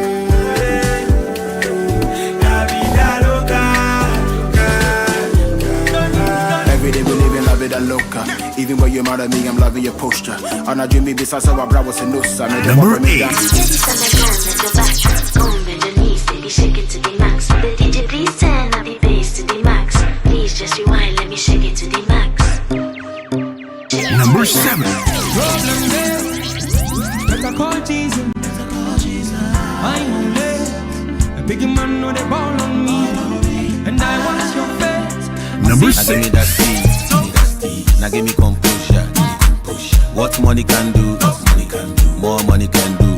Hey, now your papa money. Number 5.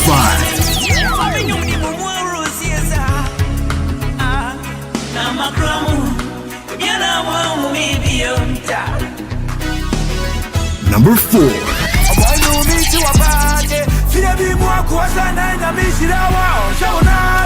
Wanna tell me how to drip better. Wanna mama down the go getter. Wanna mama who's a rapper to me, mama more cheddar. Why you for sudden nigga, you for cold better. You know what trick is and so me pay a day. Wossa, I wanna never. Beginning to think I don't need another lover. Found you today, I don't wanna go back. I don't want to. Running, I was so much Jason coming way. They see that my family way. Me, I'm a family way. And JJ now way. O'Brien walk with and Jason coming way. They see that my family way. That's the one I cloudy. I grab on I trippy. And from an I windy. Number 1.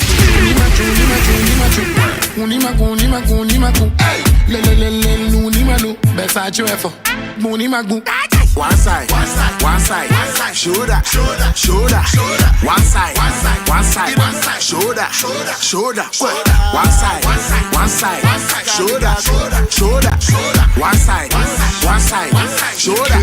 shoulder. Sweaty weight on your baddest. I like your ass.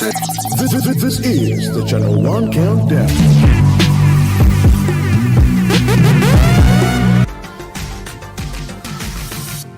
And that wraps up today's entertainment highlights on Breakfast Daily, powered by GhanaWeekend.com, your go-to for all the buzz in Ghana's showbiz world. For more stories, exclusive videos, and behind-the-scenes action, follow us across all socials at Ghana Weekend on Facebook, X, Instagram, and TikTok, and subscribe to Ghana Weekend TV on YouTube.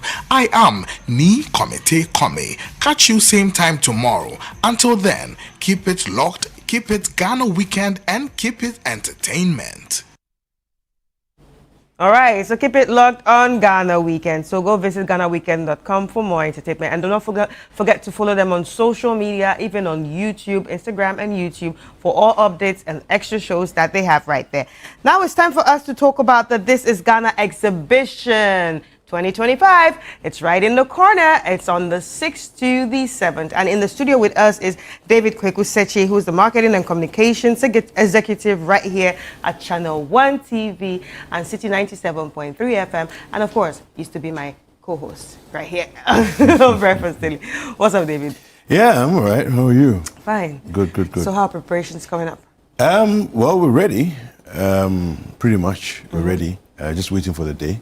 The people who have registered, a lot of people have registered, but they need to pay, and that's critical at this point, because you only have yourself to blame if you say, "Oh, why? But I registered the first week when you announced, and then you didn't pay, and now all the spots are taken." Yeah.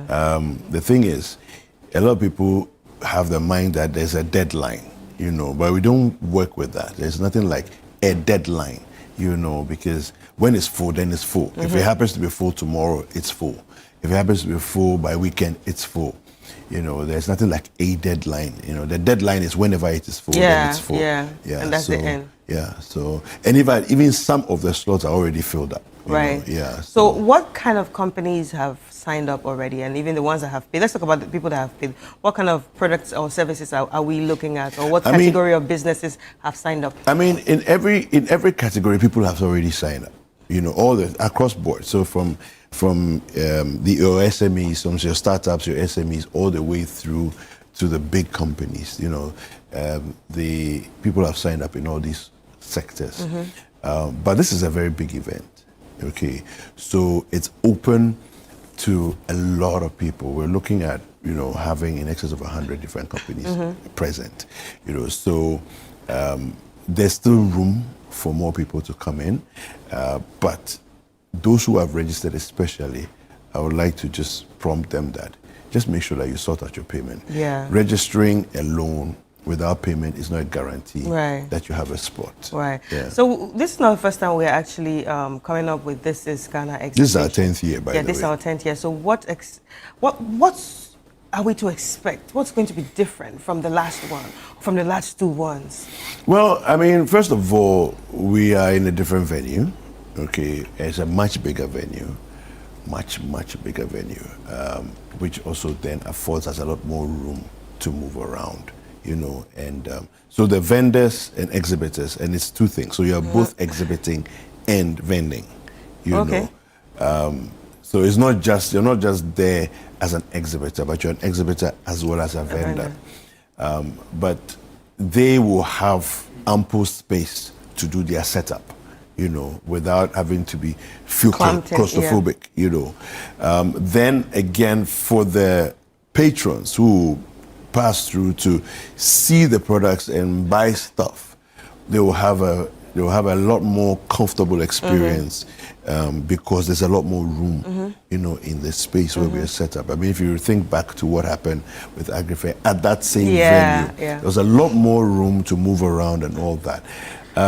Then also, because it's the kind of event that it is, we want people to not rush to go away when they come down, so we have grills, we have music and all that. Of course, in Chin Band is going to be there.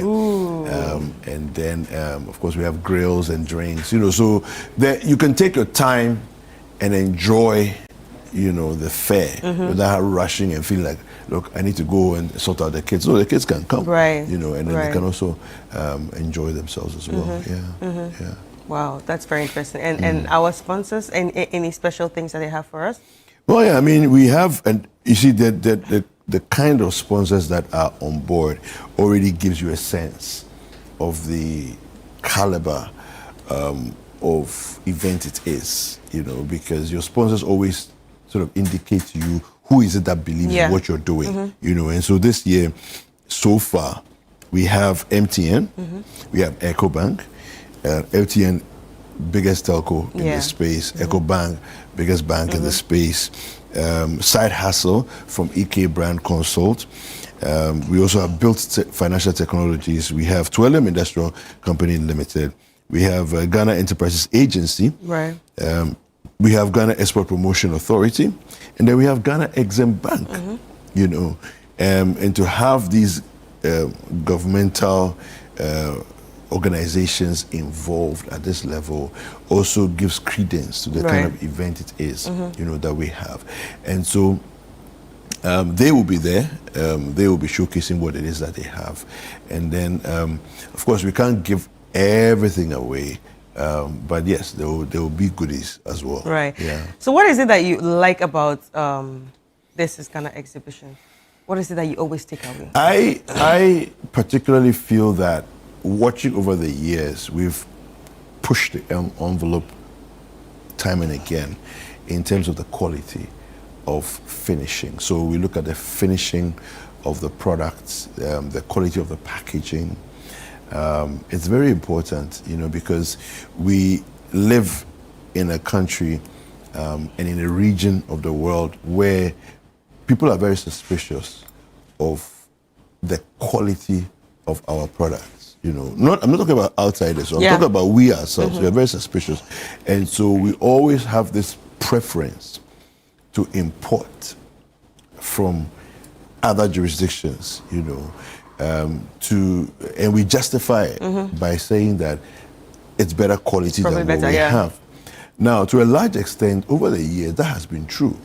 But what's happened with This is Ghana is that what we're seeing that it's become a higher and higher quality, better and better finishing of products is what we're experiencing now.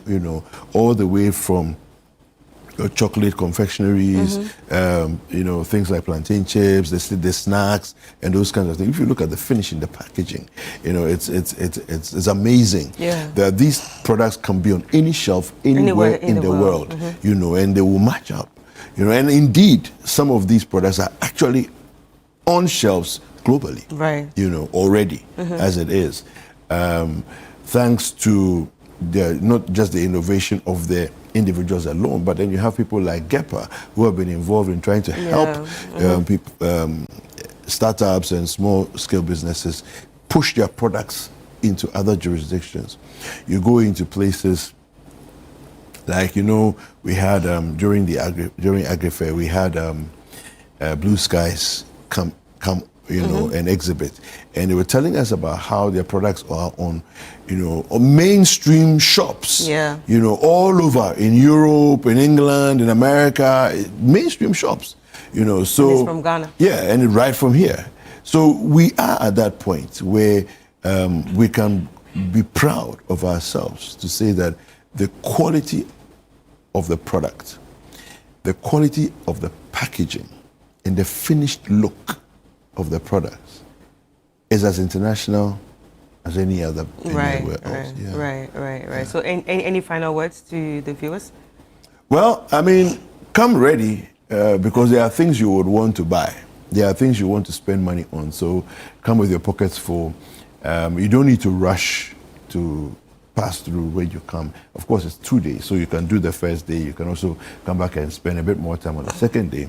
But you don't need to rush because there will be things to keep you, So there'll be good music. There's also good food. The grill section will be there, and the grill section is becoming a patron favorite. Knowing that you can come and enjoy kebabs and other grills while shopping. And then you can do that with the kids as well. So yeah. All right, thank you so much, Kweku. So, David, ladies and gentlemen, we'll be speaking to David Kweku Sechi, Marketing and Communications Executive right here at Channel 1 TV and City FM. And it's been all about the exhibition, this is Ghana Exhibition 2025, and you definitely do not want to miss it. If you have not registered, please register and make payments. If you have registered already and have not paid, please pay, because if you snooze, you might actually lose this time, and then you have to wait till next year, or you probably have to join us and shop on that day. We have about just 15 days to go. Yes. So it's not long, all right? On the 6th and the 7th, all right? So Saturday and Sunday. Okay. Make your way down. All right. You heard it. Make your way down, 6th and 7th September 2025. Please do not slack on this. Let's take a quick break, and we will be back with more.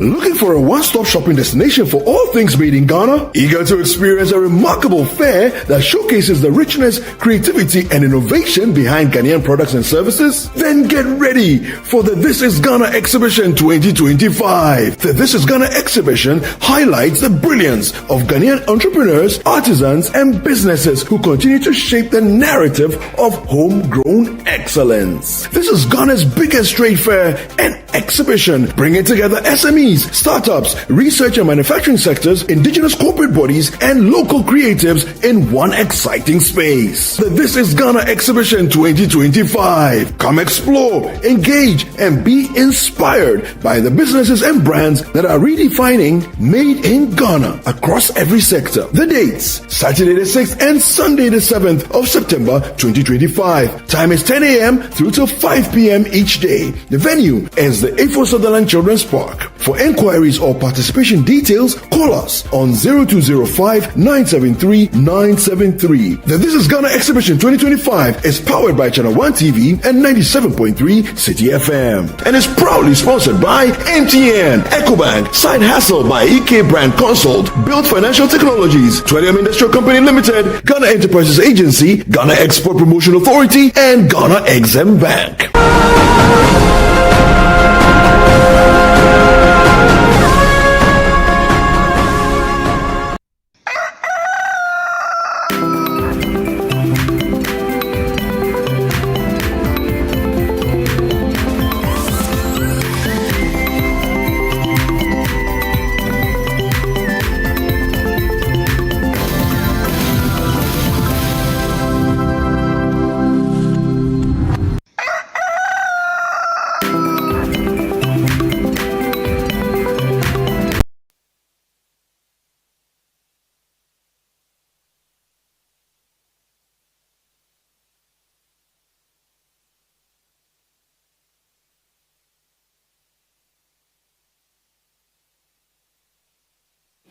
Ladies and gentlemen, and honorable members, since we are waiting for the chief director to get here, we'll suspend sitting for 30 minutes. Thank you very much.